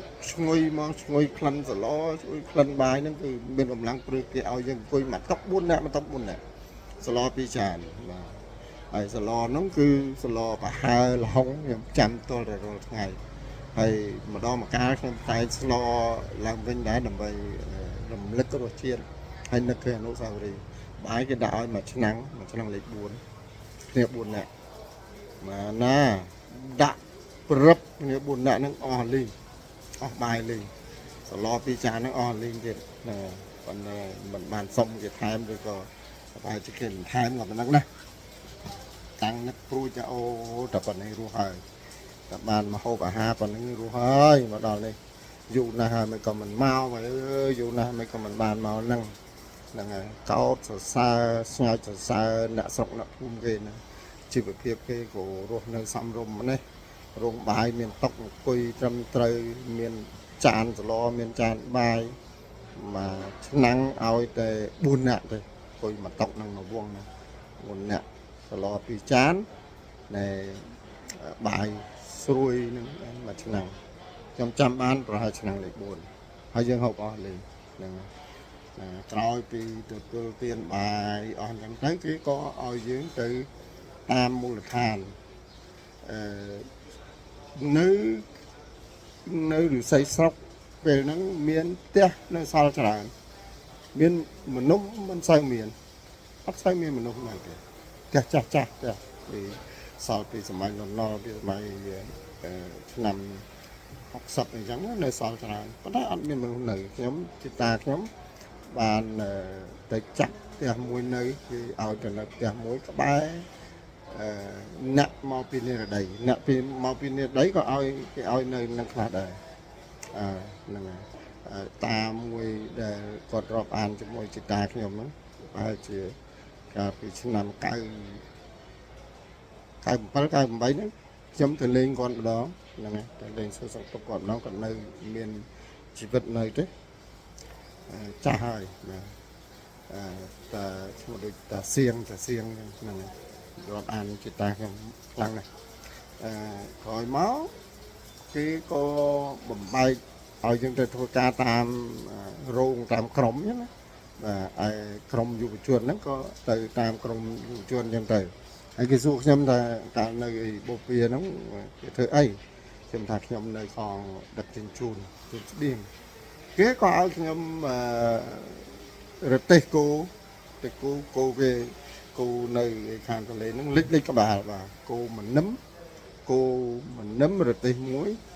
ហើយនឹងក្បិតខ្វែវមួយហ្នឹងឲ្យមកខ្ញុំគេថាឲ្យខ្ញុំថែទាំគោឲ្យព្រលឹមឡើងទៅដឹកអុសយកមកដាក់នៅចុងភៅ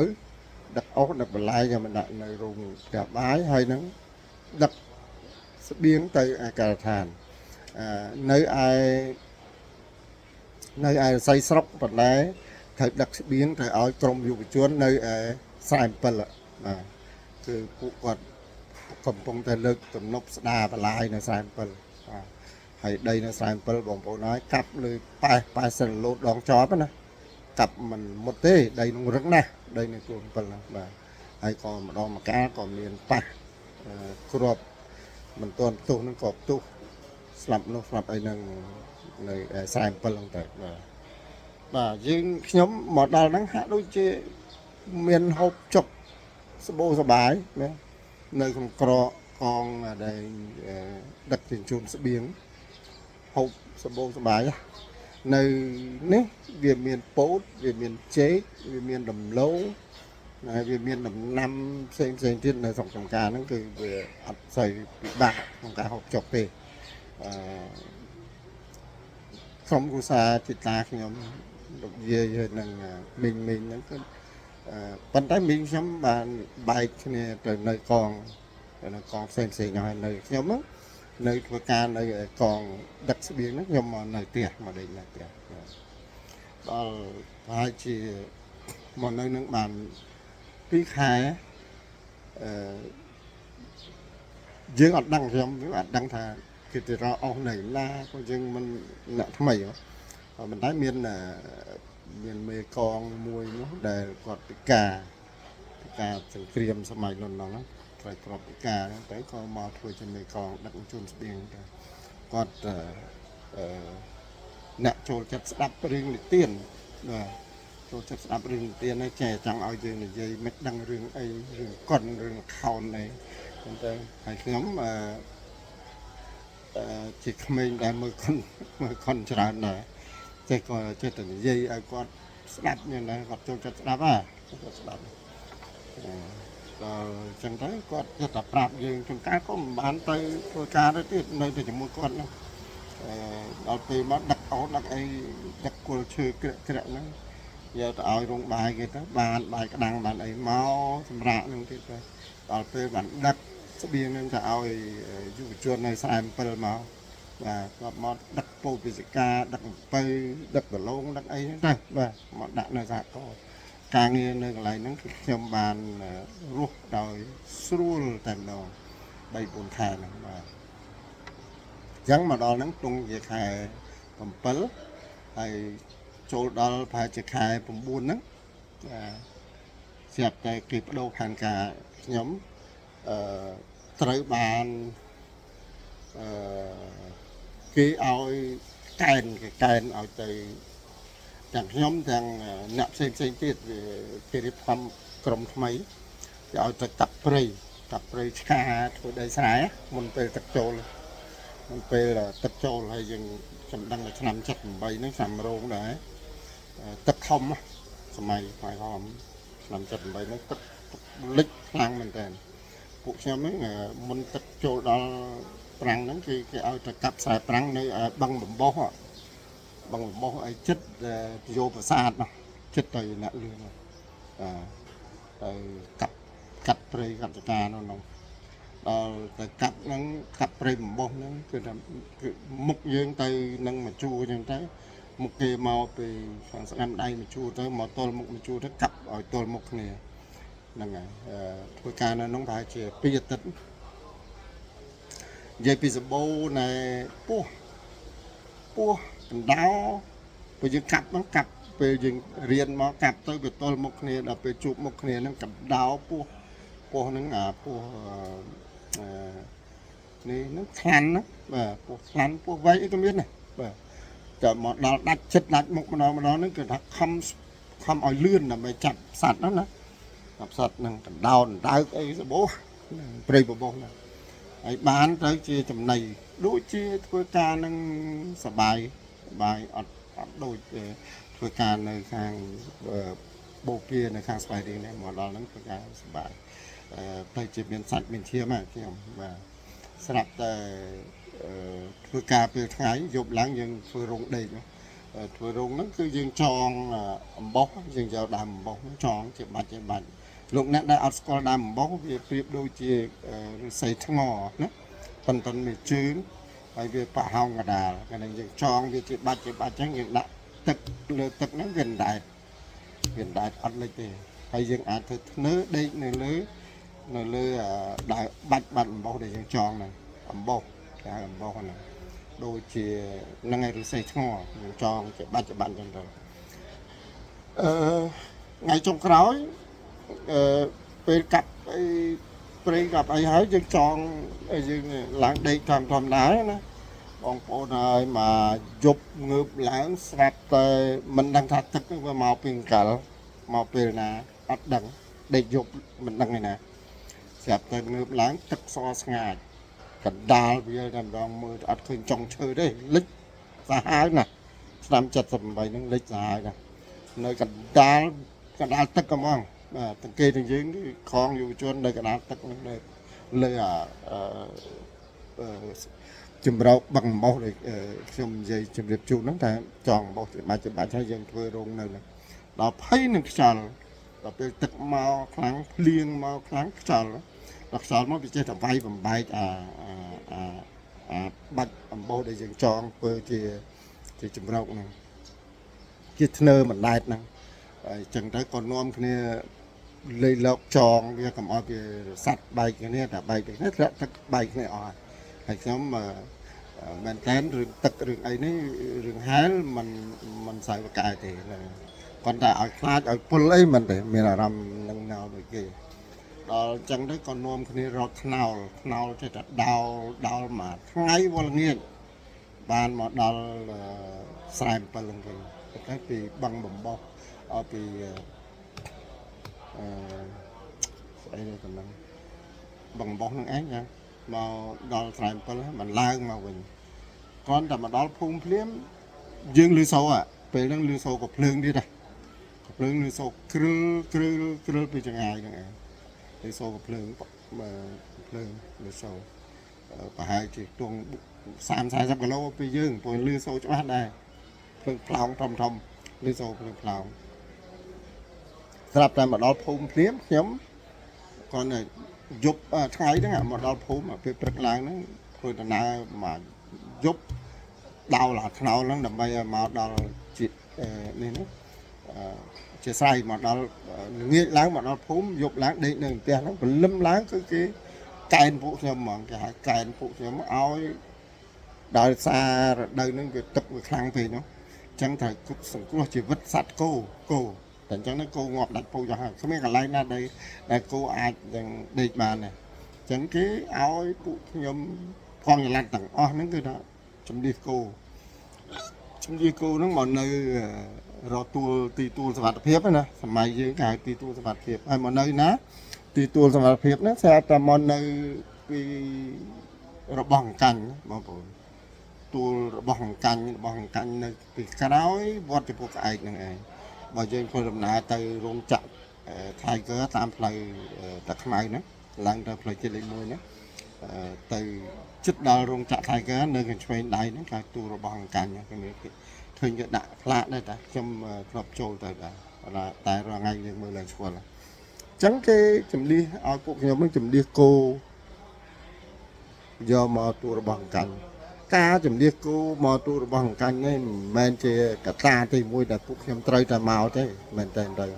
ប៉ុន្តែអានេះគឺដោយសារការជំនះក្នុងចេតនាឲ្យពួកយើងចេញឆ្ងាយពីសង្គ្រាមនោះឯងសង្គ្រាមគឺចេញឆ្ងាយពីពួកយួនបាទដល់គោលបំណងគឺគេចង់ជំនះពួកយើងឲ្យចេញពីឆ្ងាយពីកងទ័ពជីកុងនោះឯងពួកវៀតណាមដែលវាយចូលមកស្រុកខ្មែរហ្នឹង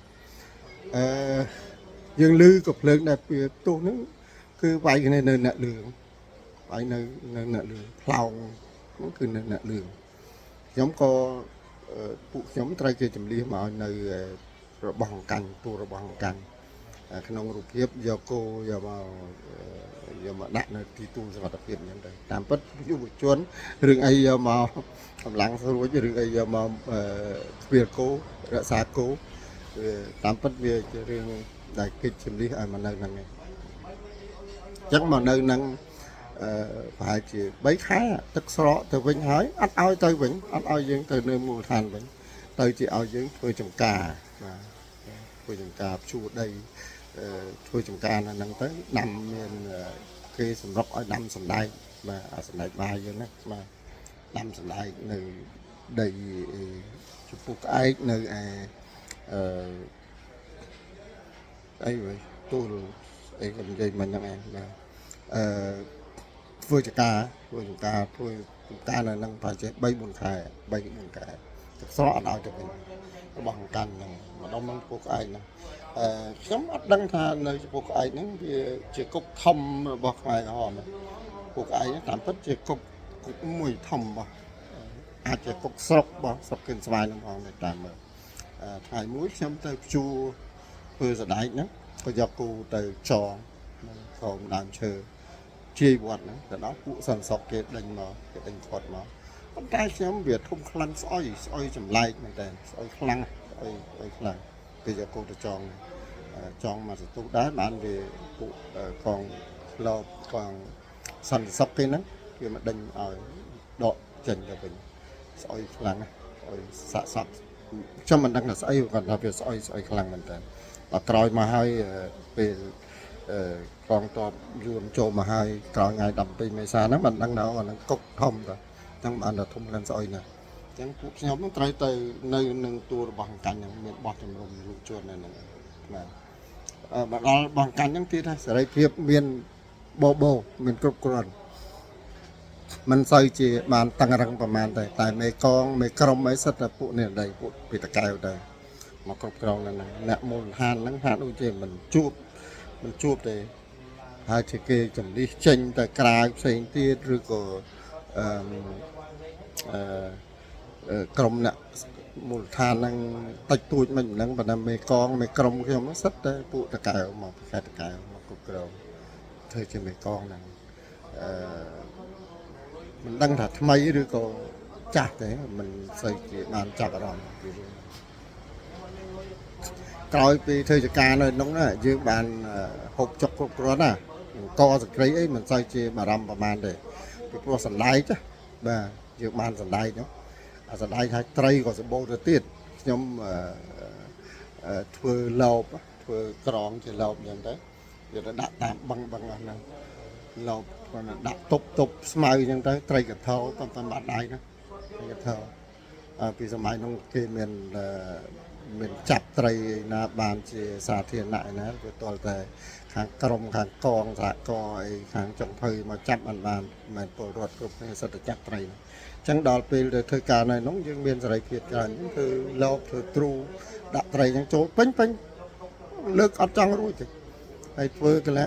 រយៈកាផែដូចនៅស្វាយរៀងដាំបានស៊ីទេតែបើដល់មកខាងនេះសម្បូរត្រីណាស់អញ្ចឹងយើងបានត្រីយើងបានចេកយើងបានសណ្ដែកអាសណ្ដែកបាយហ្នឹងពេលវាចាស់ហើយចិត្តប្រមូលផលហ្នឹងយើងយកមកញីបំបែកវាហ្នឹងយកគ្រាប់ដាក់ស្ងោរជាមួយត្រីកថោហ្នឹង រាល់ថ្ងៃហើយថាបានហូបចុកបបោទៅជាធាត់ការទៅធាត់មិននៅនឹងថាជា3ខែទឹកស្រកទៅវិញគេក៏អត់ឲ្យទៅអញ្ចឹងពួកខ្ញុំនៅនឹងរហូតដល់ប្រហែលជាខែ11ទៅគឺខែចុងខែ8ទឹកឡើងខ្លាំងហ្នឹងរហូតដល់ខែ11យើងនៅកន្លែងនេះ3ខែល្មមមកដាំសណ្ដែកបានផ្លែហ្នឹងឯងក៏គេចាប់ដើមជំនះពួកយើងទៀតដែរឲ្យទៅធ្វើស្រែនៅទួលកៃឃើញណាអញ្ចឹងកាន់តែថយក្រោយពីដំបូងពីស្រែ7មកនៅក្រោយពូក្អែកហ្នឹងចេះតែពេញកន្លែងទួលស្អីvậyពេញបាត់ទៀតនិយាយមិញរហូតហ្នឹងឯងចេញពីហ្នឹងមកគេឲ្យមកធ្វើស្រែនៅទួលកៃបាទហើយដោយគេឲ្យយើងដើរពីរបស់អង្កាញ់ឡើងផ្លេចជួយនឹករបស់អង្កាញ់ពីរបស់អង្កាញ់ហ្នឹងមកច្បាមទៅទៅចម្ងាយប្រមាណពីរបស់អង្កាញ់មកច្បាមទៅហ្នឹងមកឡើងឡាននៅច្បាមទៅហើយជាប្រមាណគីឡូมันប្រហែលជា10ជាងគីឡូតិចតួចណាយើងធ្វើដំណើរមកឡើងឡាននៅច្បាមទៅហើយទៅធ្វើស្រែនៅទួលកៃគេដឹងឲ្យស្រេចណាគេដឹងទិសតំបន់ឲ្យស្រេចដោយដើរមកជិះឡាននៅច្បាមទៅជិះកាត់ទីក្រុងភ្នំពេញហ្នឹងឯងតាមផ្លូវនីវងឡើងមកបត់តាមផ្លូវសហភាពសូវៀតមុខរាទៅភ្លើហ្នឹងអែបទៅរហូតទៅដល់ទួលកៃហ្នឹងទៅទួលកៃហ្នឹងគឺបើយើងចេញពីរំវងមូលចំចៅរាល់ថ្ងៃនេះយើងធ្វើដំណើរតាមផ្លូវជាលេខ3ហ្នឹងប្រហែលជា10គីឡូមិនបានទេបាទដល់10តែជា4-5គីឡូហ្នឹងគឺនៅខាងស្ដាំដៃគឺមានវត្តអង្គត្រកៀតវត្តអង្គត្រកៀតរាល់ថ្ងៃហ្នឹងនៅមានវត្តហ្នឹងដែរហើយវត្តហ្នឹងដាក់វត្តអង្គត្រកៀតហ្នឹងពួកយើងត្រូវបានគេដឹកចូលទៅវត្តអង្គត្រកៀតហ្នឹងឲ្យរស់នៅក្នុងវត្តអង្គត្រកៀតហ្នឹងស្រូវទុំពេញស្រែបាទស្រូវទុំពេញស្រែប៉ុន្តែបាត់អ្នកស្រុកអស់លេងទៀតទៅដល់ហ្នឹងអត់ឃើញកងចល័តអត់ឃើញប្រជាជនរស់នៅអង្គត្រកៀតហ្នឹងអត់ឃើញទេមានតែស្រូវបាត់អ្នកស្រុកអស់ទៀតយើងឆ្ងល់ថាវាមិនអត់ទៅកន្លែងណាក៏អត់ឃើញគេឃើញតែយើងអញ្ចឹងរហូតហើយអ្នកថ្មីអ្នកចាស់ហ្នឹងអត់ឃើញសោះយើងគេចាត់ឲ្យយើងនៅបំបែកគ្នាជាក្រុមខ្ញុំមួយក្រុមហ្នឹងនៅនឹងវត្តអង្គត្រកៀតហ្នឹងហើយមួយក្រុមទៀតគេទៅនៅឯបថ្នល់ជាតិតែចង្ងាយពីខ្ញុំក្នុង 3-4 គីឡូហ្នឹងបាទ2គីឡូហ្នឹងបាទយើងមកដល់ទួលកៃហ្នឹងគឺប្រមូលផលច្រូតស្រូវហ្នឹងឯងមិនដឹងថាយើងមិនដឹងដែរគាត់ថាគេឲ្យយើងច្រូតស្រូវហ្នឹងច្រូតស្រូវបោកបានស្រូវហ្នឹងទៅច្រកបាយច្រកក្រុងទុកហ្នឹងទៅគេពួកខ្ញុំនៅវត្តអង្គត្រកៀតនៅវត្តហ្នឹងយើងមានមិត្តភក្តិខ្ញុំម្នាក់គាត់ប្រកែគាត់ឃើញថ្នោតហ្នឹងហើយមានបង្អោមានអីស្រះគាត់ឡើងធ្វើទឹកថ្នោតបានហូបរាល់ថ្ងៃទឹកថ្នោតហ្នឹងមកដល់ហ្នឹងការងារដែលយើងធ្វើហ្នឹងគឺទី1ត្រូវតាមដានមើលគ្នាហ្នឹងហើយភារកិច្ចចម្បងមែនតើហ្នឹងតាមមើលគ្នារាយការណ៍បើមានស្ថានភាពអីមិនស្រួលរាយការណ៍ប្រាប់គ្នាគឺកុំឲ្យមានជនក្បត់នៅក្នុងក្រុមហ្នឹងណាក្នុងគោលបំណងមកគេបាទតែការហូបចុកហាក់ដូចជាបានធូរស្បើយហូបបាយហូបអីចឹងទៅអាចគិតទៅអាចធ្វើទឹកថ្នោតបានហូបខ្លួនឯងអញ្ចឹងមានន័យថាវាមានសេរីភាពច្រើនមែនតើបើប្រៀបធៀបទៅឲ្យស្វែងរៀងនោះគឺมันមានទេរឿងអស់ហ្នឹងគឺថាមានភាពតឹងរឹងមកចាត់ណាដល់មកដល់ពេលហ្នឹងគឺយើងអាចឡើងធ្វើទឹកថ្នោតបានមិត្តភក្តិខ្ញុំគាត់ដូចជានៅខាងស្រុកប្រសូតបាទស្រុកនេះនៅឃុំស្វាយជាយានគាត់មកជំនះមកជាមួយគ្នាហ្នឹងគាត់នៅខាងឃុំស្វាយជាយានគាត់ឡើងធ្វើថ្នោតបាទអល់ថ្ងៃរស់នៅហ្នឹងបានប្រហែលជាមួយអាទិត្យបាទថ្ងៃមួយនោះគេអត់ឲ្យយើងទៅធ្វើការទេគេឲ្យយើងសម្រាកអត់ឲ្យទៅធ្វើការទេ ឲ្យមកប្រជុំគ្នានៅកងដូចជាប្រជុំគ្នាមកកងនៅកណ្ដាលហ្នឹងហ្មងនៅទីស្នាក់ការកណ្ដាលហ្នឹងយើងថាអញ្ចឹងទៅវាក្តាប់បាទព្រោះទៅដល់ហ្នឹងគេបំបែកជាក្រុម1 2 3អញ្ចឹងទៅឲ្យនៅបែកគ្នាដល់ថ្ងៃហ្នឹងគេអត់ឲ្យធ្វើការគេឲ្យយើងទៅប្រជុំនៅក្រុមមួយកន្លែងអញ្ចឹងទៅបាទតាំងពីព្រឹកហូបបាយហូបអីហើយហ្នឹងក៏គេមិនរំសាយគេឲ្យយើងនៅក្រុមហ្នឹងណោះដោយឡែកមិត្តភក្តិខ្ញុំដែលវាឡើងថ្នោតមិត្តភក្តិខ្ញុំដែលឡើងថ្នោតហ្នឹងថ្ងៃហ្នឹងវាធ្លាក់ពីដើមថ្នោតវាធ្លាក់ពីដើមថ្នោតគេមកប្រជុំអស់វានៅដើមថ្នោតហ្នឹងតែឯងហ្នឹងធ្លាក់ដើមថ្នោតហ្នឹងទៅមិនដឹងថាមានមនុស្សប្រហែលអ្នកដែលដឹងទេតែខ្ញុំដឹងធ្លាក់ពីដើមថ្នោតហ្នឹងទៅប្រាប់រាយការណ៍អីហ្នឹងទៅដល់ពេលយើងមកប្រជុំមួយថ្ងៃមនុស្សធ្លាក់ពីដើមថ្នោតហ្នឹងមិនដឹងយ៉ាងម៉េចឈ្មោះដូចឈ្មោះសរុនអញ្ចឹងនៅខាងឃុំស្វាយទានស្រុកពងរោនោះដែរយើងមកប្រជុំហ្នឹងទៅស្រាប់តែ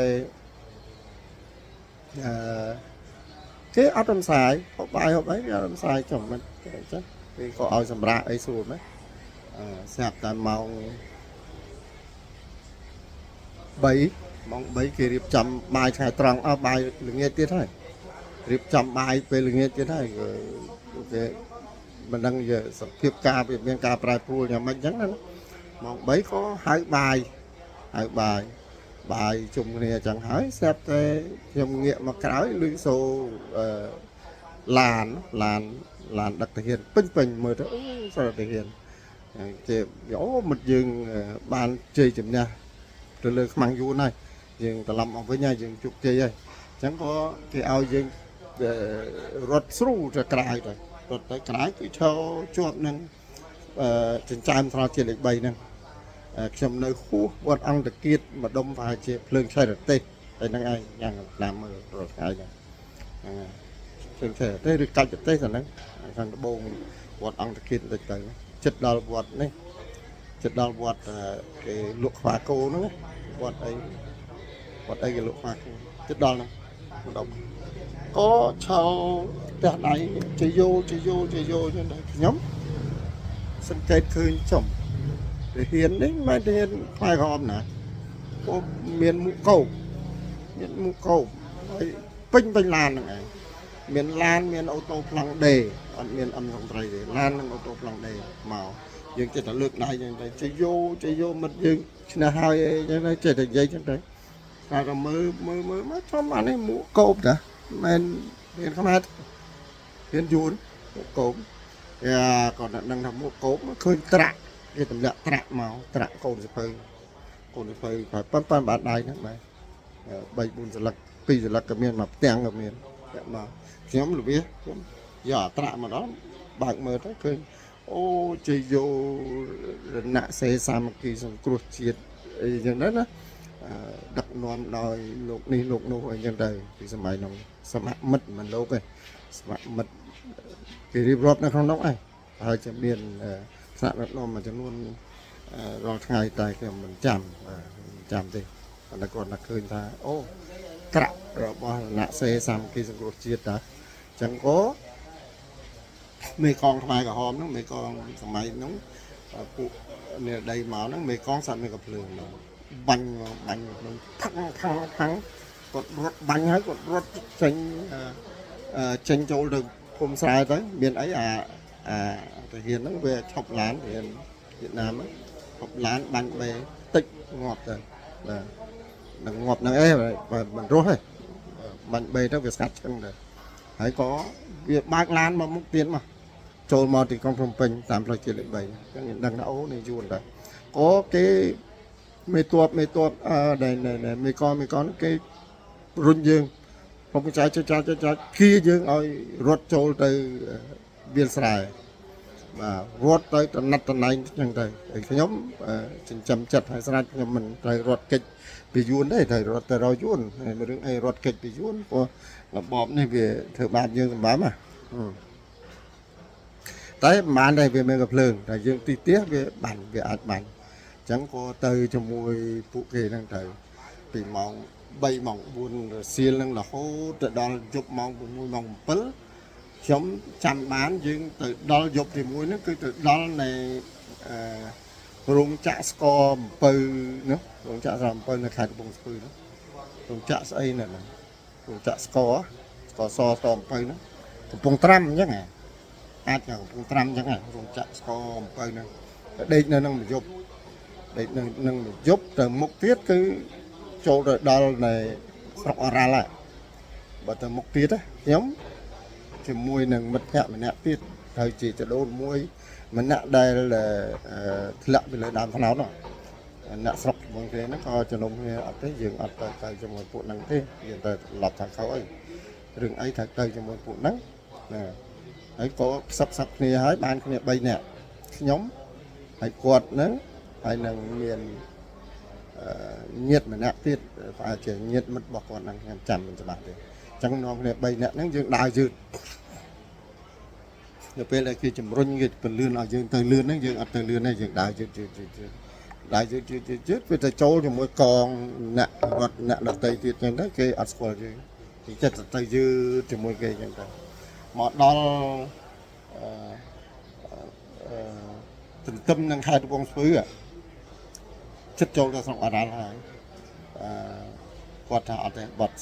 ឆ្វេងអត់ទៅមុខទៀតទេទៅមុខដល់អរ៉ាល់ដល់ភ្នំអរ៉ាល់ដល់ព្រៃហ្នឹងអត់កើតទេយើងអត់អាចទៅនោះបានទេតែស៊ីបត់ស្ដាំមែនអត់បត់ឆ្វេងមែនបត់ឆ្វេងគេទៅដល់មុខអស់ខ្ញុំមកដល់ខេត្តកំពង់ស្ពឺនេះហ្នឹងហើយយប់ទី2មកដល់ខេត្តកំពង់ស្ពឺ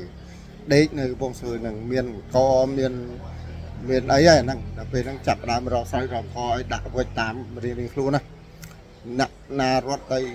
លិចអ្នកណារត់ទៅជើងទៅត្បូងអាហ្នឹងគេលែងមកដល់ខេត្តកំពង់ស្ពឺកន្លែងហ្នឹងលែងមានមេកងអីគេដេញគេដោលហើយអត់មានទេអ្នកគៀអ្នកបខំយើងក៏មានលែងមានដែរចាំមកដល់កំពង់ស្ពឺខ្ញុំមកប៉ែកខាងហ្នឹងវាអត់ស្គាល់សោះហ្មងហើយគាត់ដឹងគាត់ថាបើសិនជាយើងត្រឡប់ទៅក្រោយអត់បានទេអាចជួបពួកហ៊ានអញ្ចឹងក៏រត់ទៅជាមួយគេបដោះហ្នឹងទៅក៏ប៉ុន្តែទៅត្បូង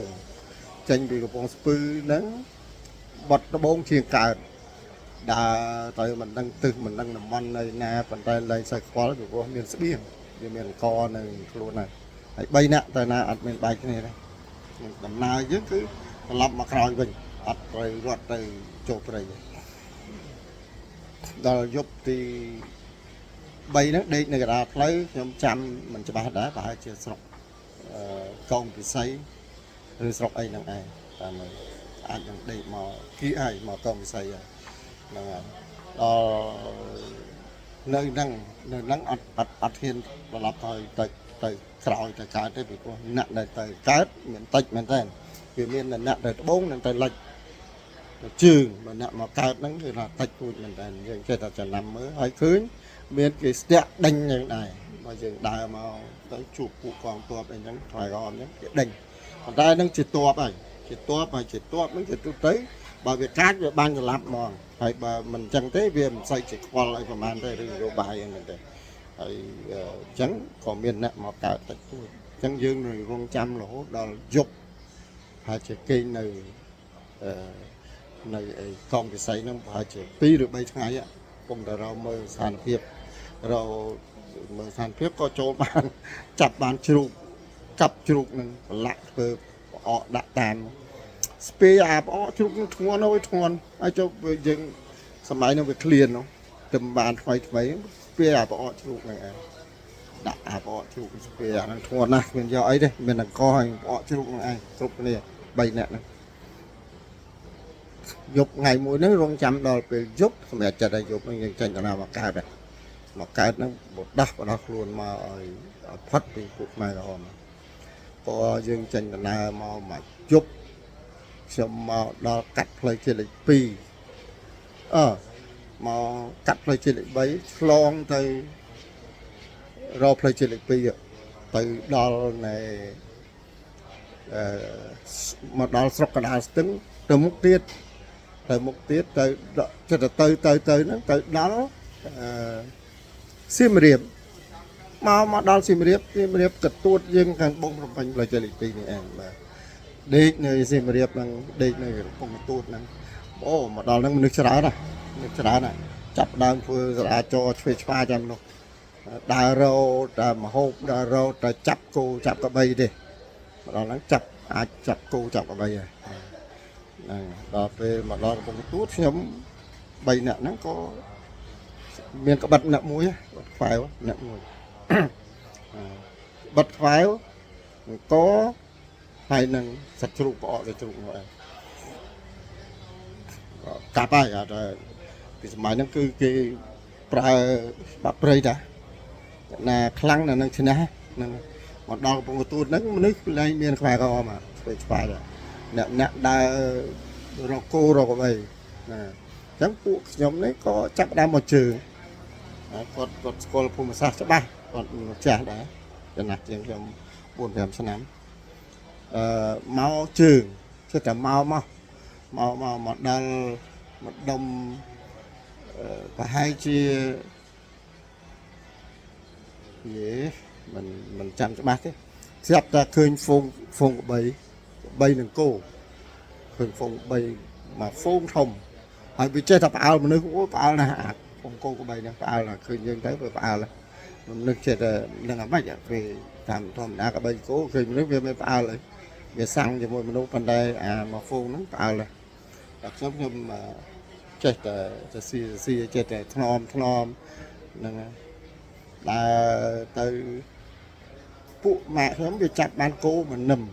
ហើយមួយទៀតហ្នឹងបានកបីមេមួយដឹកឲ្យស្រេចតែខ្ញុំអត់មានអីទេដល់ពេលគេបានអស់ហើយអញ្ចឹងអាចារ្យឯងអត់បានអីគេសោះអញ្ចឹងមិនបានទេតែអញ្ចឹងតែរកថាបានក៏ដើរទៅស៊ីមានអាកបីនោះវាមានខ្សែអត់មានកន្លោះទេគេពាក់នឹងស្នែងនោះគេហៅជ្រាមស្រុកខ្ញុំហៅជ្រាមកបីស្ទើរដែរកូនមកប្អូនហ្នឹងណាគេជ្រាមអត់ទាន់បោះកន្លោះទេជ្រាមគឺឃើញអាកបីនោះវាមានអាខ្សែហ្នឹងចេះដើរស៊ីចាប់បានអាកបីហ្នឹងចាប់បានកបីមួយដល់ពេលចាប់បានកបីមួយយើងដឹកអាកបីហ្នឹងដើរអញ្ចឹងទៅអាកបីដទៃទៀតវាសាំងហើយព្រោះយើងចាប់អាកបីហ្នឹងដឹកដើរដល់អញ្ចឹងអាហ្វូងកបីហ្នឹងវាមើលទៅឃើញវាគ្នាវានៅជាមួយយើងហើយវាក៏សាំងដែរទៅដល់សាំងខ្ញុំចាប់អែលបានតាក់បានអាកបីមួយទៀតទៅគិតទៅប៉ុនគ្នាមកប្អូនកបីហ្នឹងមកប្អូនមិនទាន់គ្រប់អាយុក្នុងការប្រើទេវានៅស្ទើរមកប្អូននេះអាចនឹងគេបង្រៀនព្យួរបង្រៀនទឹមអីបានប៉ុន្តែមិនទាន់ពេញកម្លាំងក៏ចាប់បានជ្រាមអាហ្នឹងអូពិបាកមែនតើពីព្រោះកបីមានកន្លោះវាស្រួលដឹកដល់កបីជ្រាមហ្នឹងវាកម្លាំងវាខ្លាំងណាស់បើវាអត់ចង់ជាមួយយើងគឺពិបាកដឹកមកនៅជាមួយគ្នាបានមកយប់ពួកម៉ាក់ខ្ញុំគេបានកបីមកនឹមម្នាក់អានោះវាលែងយកគោវាយកកបីវាលែងគោចោលយកកបីដែរចាប់បានកបីម្នាក់ដឹកកបីដឹកគោដើរដល់ពេលអាកបីខ្ញុំនេះវាជាប់អាគេឲ្យនេះហ្នឹងនោះជ្រាមវាមិនមែនបើយើងដោតកន្លោះទៅវាដឹកទៅវាតាមយើងស្រួលដល់ជ្រាមកម្លាំងវាខ្លាំងណាស់វាមានដឹកមកមានឈឺអីវាចងស្នែងវាណាដល់ជប់ឡើងវាដាច់មួយរោរឿងដាច់បាត់មួយអូពិបាកប៉ុន្តែវាមិនដែរណាវានៅក្បែរហ្នឹងប៉ុន្តែវាលែងនៅក្នុងដៃយើងហើយបើលែងនៅក្នុងដៃយើងគេមកចាប់យកបាត់លើសម័យនោះគឺកាប់គ្នាដណ្ដើមកបីដណ្ដើមគោដល់ហើយយើងកាចណាស់បានថែរក្សាកបីគោនេះដែលយើងចាប់បានហ្នឹងបាទអញ្ចឹងខ្ញុំយកបានអញ្ចឹងដែរម្នាក់ដែលនៅជាមួយខ្ញុំគាត់មកចាស់យ៉ាងខ្ញុំគាត់ដឹងរបៀបវាយកន្លោះឆ្លុះបានចងអាកបីនឹងទាំងពីរដឹកមកទៅដឹកមកកាត់ភ្នំពេញមកដល់ចូលតាខ្មៅបាទដល់ចូលតាខ្មៅនឹងដេកនៅតាខ្មៅមួយយប់ទៅចូលផ្ទះមួយឃ្លាំងមួយហ្នឹងមកសិតតែត្រីងៀតមិនដឹងសល់ពីសម័យណាឬក៏ត្រីងៀតសម័យខ្មែរក្រហមគេធ្វើបំរុងទឹកវត្តគង់នៅ សហគមន៍សមរភូមិណាយើងមិនដឹងត្រីងៀតនឹងឃ្លាំងដល់ដបូលដល់មកស្អាតទៀតណាឃើញអាត្រីងៀតខ្វាកយកអាត្រីងៀតស្ពាយម្នាក់មកស្ពាយម្នាក់ស្ពាយទៀតអាផ្អកទៅជ្រូកនៅនឹងទៀតអត់ចោលបានធ្វើដំណើរមកមុខទៀតចេញពីទឹកខ្មៅគិតតែពីហូបចុកហើយនឹងដើរអត់តែឃើញមកហូបហ្នឹងគឺសណ្ដោងហើយសណ្ដោងយកតែមកដល់ចាក់រ៉ែយប់ទី4ទី5ហ្នឹងប្រហែលជាយប់ទី3ទី4ហ្នឹងឯងហើយប្រហែលជា4ថ្ងៃក្រោយមកហ្នឹងគឺមកដល់ចាក់រ៉ែដល់ចាក់រ៉ែខ្ញុំមកដល់ចាក់រ៉ែក្រោមដល់ចាក់រ៉ែក្រោមហ្នឹងមានរោងចក្រកលឹងមានរោងចក្រតំបន់រោងចក្រកលឹងរោងចក្រគោយន្តគ្រឿងកសិកម្មហ្នឹងណាបាទក៏អត់ទេយើងត្រូវរកអទេសវិញរកអទេសធ្វើអទេសយើងមានកបីហើយតែធ្វើអទេសយើងអត់ចេះធ្វើទេពូនោះម្នាក់ដែលមកជាមួយខ្ញុំគាត់ថាមានពិបាកអីទៅកង់អទេសនេះកង់អាគោដូចជាម៉ាស៊ីនបោកស្រូវឬក៏ទូស្អីទៅកង់តាន់ណាខ្ញុំអត់ដែរឃើញដែរអត់ដែរជួបអាហ្នឹងដែរអាចជាម៉ាស៊ីនបោកស្រូវហ្នឹងហើយយ៉ាងតាមមើលបោះចិនថ្មីតែនៅចាក់រ៉ែក្រោមអូដោះអាហ្នឹងមកម្នាក់មកគូម្នាក់មកគូបើទៅវាប៉ាន់អាទេសនៅហ្មងដោះមកវាមានមេវាមានចន្ទះហើយស្រេចអញ្ចឹងនាំគ្នា3នាក់ហ្នឹងដោះអាហ្នឹងម្នាក់មួយជួយធ្វើគ្នាហើយយកដោះឈើអាឈើផ្ទះយើងហ្នឹងហើយអីអាហ្នឹងផ្លានហើយឬរណងកម្រាស់5ហ៊ុនពទាវា2ទឹកឬក៏1ទឹកកន្លះហ្នឹងពីដើមមកយកធ្វើមេអទេសដាក់ចាប់ប្រឡងចាប់អីចៅអីនៅហ្នឹង2ថ្ងៃហ្នឹងធ្វើបានអទេសម្នាក់មួយហ្នឹងបាទអត់អីពិបាកទេសិតខ្ចៅឡោស៊ីចាប់ឲ្យស្រេចដោះពីអាគ្រឿងហ្នឹងយកមកចាប់ធ្វើអទេសម្នាក់មួយមកដល់ចឹងបានអទេម្នាក់មួយហើយប្រយ័ត្នយកឡើងគឺថានៅនាំគ្នាត្រៀមក្បិតប្រកែកនឹងរៀងខ្លួនគឺការពារអទេការពារក្បីពីព្រោះសម័យនោះកាប់គ្នាកាប់ដណ្ដើមគោដណ្ដើមក្បីតែគេមកដល់គេថាអាហ្នឹងក្បីរបស់គេមកយកក្បីរបស់គេវិញអីគឺអត់បានទេតែតតគ្នាហ្នឹងហើយខ្ញុំមិនជាអ្នកកាចទៅហើយគោឃើញរឿងកាប់រឿងចាក់អីបាទក្នុងពេលហ្នឹងត្រូវតែធ្វើអញ្ចឹងណាបិទបង្ហាញហ្មងហើយតែរក្សាគោក្បីហ្នឹងអូខេដល់ពេលបានប្រទេសហើយហ្នឹងដើររកអីវ៉ាន់ណាអត់ទាន់ចេញពីភ្នំពេញទេអត់ទាន់ចេញពីភ្នំពេញមកគៀនស្វាយទៅកន្លែងស្រុកដែលជាតាខ្ញុំរស់នៅទេព្រោះបើត្រូវចេញមកគឺចេញតាមស្ពានជ្រោយអោកស្ពានបាខ្នល់ស្ពានជ្រោយអោកហ្នឹងមកបានបត់ទៅរកភូមិឃុំដែលជាតាខ្ញុំគាត់នៅគាត់ឃុំនោះតែក្នុងឯងប៉ុន្តែរយបានដាក់ពេញអទេសសិនខ្ញុំនេះត្រីងៀតអង្គអូយកអីក៏បានដែរពីសម័យនោះយើងយកអីក៏បានដែរពេញក្លាំងអីវ៉ាន់ដល់ថ្ងៃទី3នេះដែលខ្ញុំយកត្រីងៀតហ្នឹងយកត្រីងៀតច្រើនគេដាក់មកទេសហ្នឹងថាគ្រឿងហូបច្រើនគេអង្គគ្រឿងហូបចង់យកទឹកអាប់ក៏បានចង់យកកណាត់ក៏បានកណាត់ខ្មៅខ្ញុំយកបានមករឡូមកកៃហើយអីវ៉ាន់អីផ្សេងទៀតកង់ខ្ញុំយកកង់បានមួយកង់ខ្មែរយើងទៅដើមណាខ្វាយតែងហ្នឹងរៀបកង់ដាក់បានមួយមកហើយនឹងសបកកង់មួយចំនួនដាក់មកទេសពេញចេញមកបរទេសអ្នកមួយមកដល់អាខ្នល់អាខ្នល់ជាផ្លូវអាខ្នល់ហ្នឹងគឺចង្អៀតណែតមកមនុស្សវាចេញច្រើនប៉ុន្តែមានទាហានគេយាម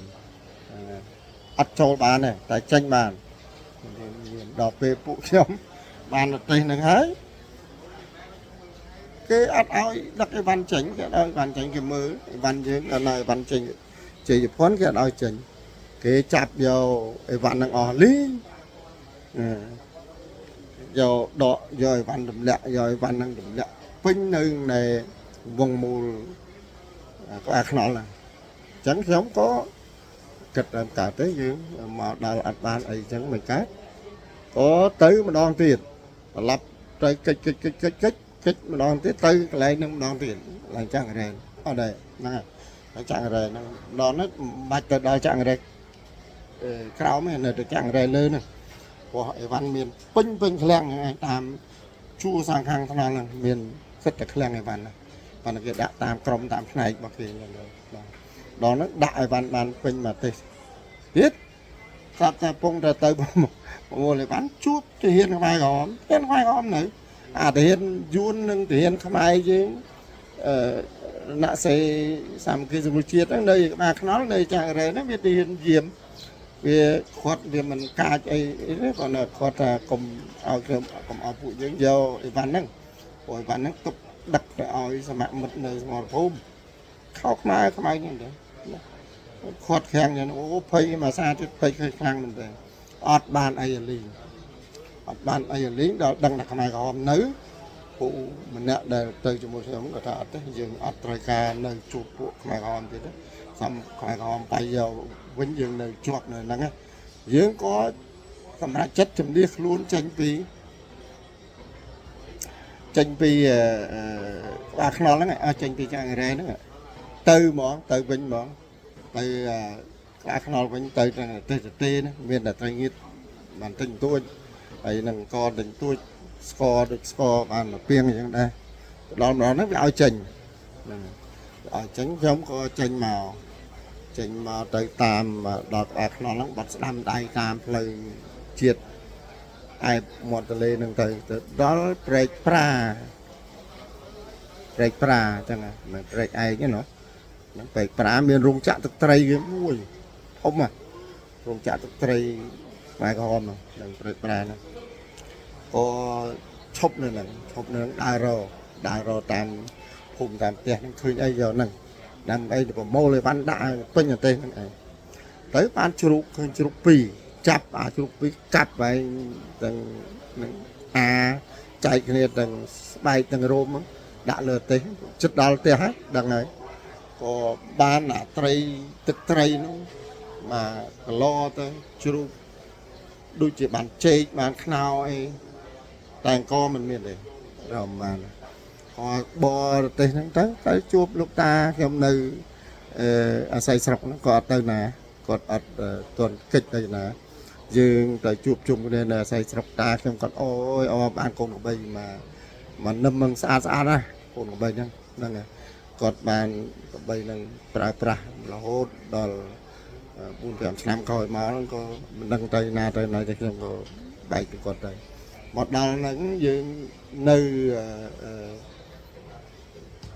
mà nơi là xây sọc nữa rồi xây sọc nữa hai chứ mà khai đây nè khai đây một trong trời lại mò from pin đang đáy nè của lại mà roi bàn nó lại máu chi tú miền tú thì miền là tú giúp chân là nào mất chi tú mà trong nơi một mà chạy rè nữa một chặng rè nó cứ hai tu cặp đam chế miền mà đó nó trong lại hai đam chế vì một vàng vì một này trang bạ hai đam chế cắt mó lại nơi Campuchia rồi ngày chuyện đó vì đang casino lại mà casino này mà đó lắm kế chặt bàn cho tới đại nơi ấy bờ đây cái là start Olympic cái chắp cái chun giờ mà chặt chào nơi cho amper nâng tới nơi thì mùi ớt bàn chụp gì lúc kêu chỉnh đa chẳng đừng mày nó còn màu chùm sập sai nơi start Olympic chắp cái chun mà đại cho tê mình mà đặt nơi cho amper ớt tới tia rồi chặt bàn đang ớt tới tia rồi chặt bán đôi chuyện mà đông xa thay không ngày đâu đã mình toàn bán rồi bán này phong gần là cái dầu mía giờ ấy bán chớ nè thì máy đâu chỉ phân thì máy đâu và chỗ láng mía đây việc stock lúc nó cứ là ngày dầu cho bao còn bỏ này là một chỗ trăm có ba mà sân đế sắt là ba sân đế con sắt là con mình nhê sắt là mình nhê tu sắt tu mà còn việc một tục từng láng ôi mình đang nặng đây cái miền lạt tập hiệp nó cái đất chun dao sẽ chặt cái đang ai của văn á đây đại dương dao bán chả này ដល់ពេលគេដឹកមកកាយន្តដាចាប់មកស៊ីពោតសលៃអស់មួយយប់មួយថ្ងៃនៅបរិយាកីឡាក្រោយមកគេយកមកដាក់អូឡ িম্প ិកធ្វើស្តេអារម្មណ៍ប្រជុំស្តេអារម្មណ៍ហើយបានដឹកយកមកចាក់ចោលនៅចំអាមពៅផុតពេលហ្នឹងខ្ញុំអត់មកតាមលេខមកចូលក្រុងភ្នំពេញតែចូលចាក់រ៉ែវិញហែលទឹកពីត្រើយចូលមកចាក់រ៉ែហ្នឹងម្ដុំហ្នឹងឲ្យស្អីទៅពុកឯកហ្នឹងក៏ក្បីហ្នឹងបាទហែលកាប់ដើមចេកហែលមកម្ដងទៀតមកចាក់រ៉ែមកម្ដងហ្នឹងបានអីវ៉ាន់ច្រើនដែរដាក់សណ្ដោងត្រឡប់ទៅវិញសบายដែរពីសម័យហ្នឹងបាទមកយកជ័យភ័ណ្ឌអញ្ចឹងយើងរស់នៅក្នុងភូមិនឹងក្រោយថ្ងៃរំដោះ7មករាហ្នឹងយើងមករស់នៅក្នុងភូមិស្រុកដែលខ្មែរក្រហមជំនះមកគឺនៅព្រៃទេស័យស្រុកឃុំជាទៀលស្រុកគិនស្វាយបាទមានស្ថានភាពផ្សេងដែរដែលវាកើតឡើងនៅក្នុងស្រុកគិនស្វាយមុនថ្ងៃរំដោះហ្នឹងឮថាគេរៀបចំធ្វើនំបញ្ចុកឲ្យប្រជាជនរស់នៅក្នុងមូលដ្ឋានហ្នឹងហូបចុកដើម្បីសម្លាប់នៅក្នុងរណ្ដៅអីចឹងដែរខ្ញុំប្រាប់ឮប៉ុន្តែសម្រាប់ខ្ញុំផ្ទាល់ខ្ញុំបានចាក់ផុតពីភូមិស្រុកមកនៅទូកៃក្នុងថ្ងៃបែកហ្នឹងហើយភាគបន្តខ្ញុំនឹងនិយាយលម្អិតឡើងវិញអំពីស្ថានភាពមុនថ្ងៃបែកហ្នឹងតើព្រឹត្តិការណ៍នៅទីក្រុងភ្នំពេញស្ថានភាពធ្វើដំណើរយន្តហោះនិងរទេះភ្លើងនៅក្នុងមុនមួយយប់ថ្ងៃបែកហ្នឹងវាមានស្ថានភាពដូចម៉េចហើយនឹងការចូលមករបស់កងទ័ពវៀតណាមតាមផ្លូវជាតិលេខ3ដែលខ្ញុំបានឃើញស្គាល់និងខ្ញុំនឹងរៀបរាប់លម្អិតនៅក្នុងคลิปបន្តពេលហ្នឹងគឺត្រឹមនឹងចុះគឺក្រោយថ្ងៃរំដោះ7មករាខ្ញុំអាចមកខ្ញុំមកដល់ជួបជតាខ្ញុំវិញទងថ្ងៃទី15ឬថ្ងៃទី20ហើយយើងបន្តស្នាក់នៅនឹងរយៈពេល4-5ខែទៀតមុនពេលខ្ញុំជួបឪពុកខ្ញុំដែលគាត់ត្រឡប់មកពីស្រុកយួនបាទមកដល់ត្រឹមហ្នឹងខ្ញុំត្រឹមហ្នឹងសិនចុះហើយវគ្គបន្តនិងคลิปបន្តនេះខ្ញុំនឹងរៀបរាប់អំពីព្រឹត្តិការណ៍មុនថ្ងៃបែករបបកម្ពុជាប្រជាធិបតេយ្យ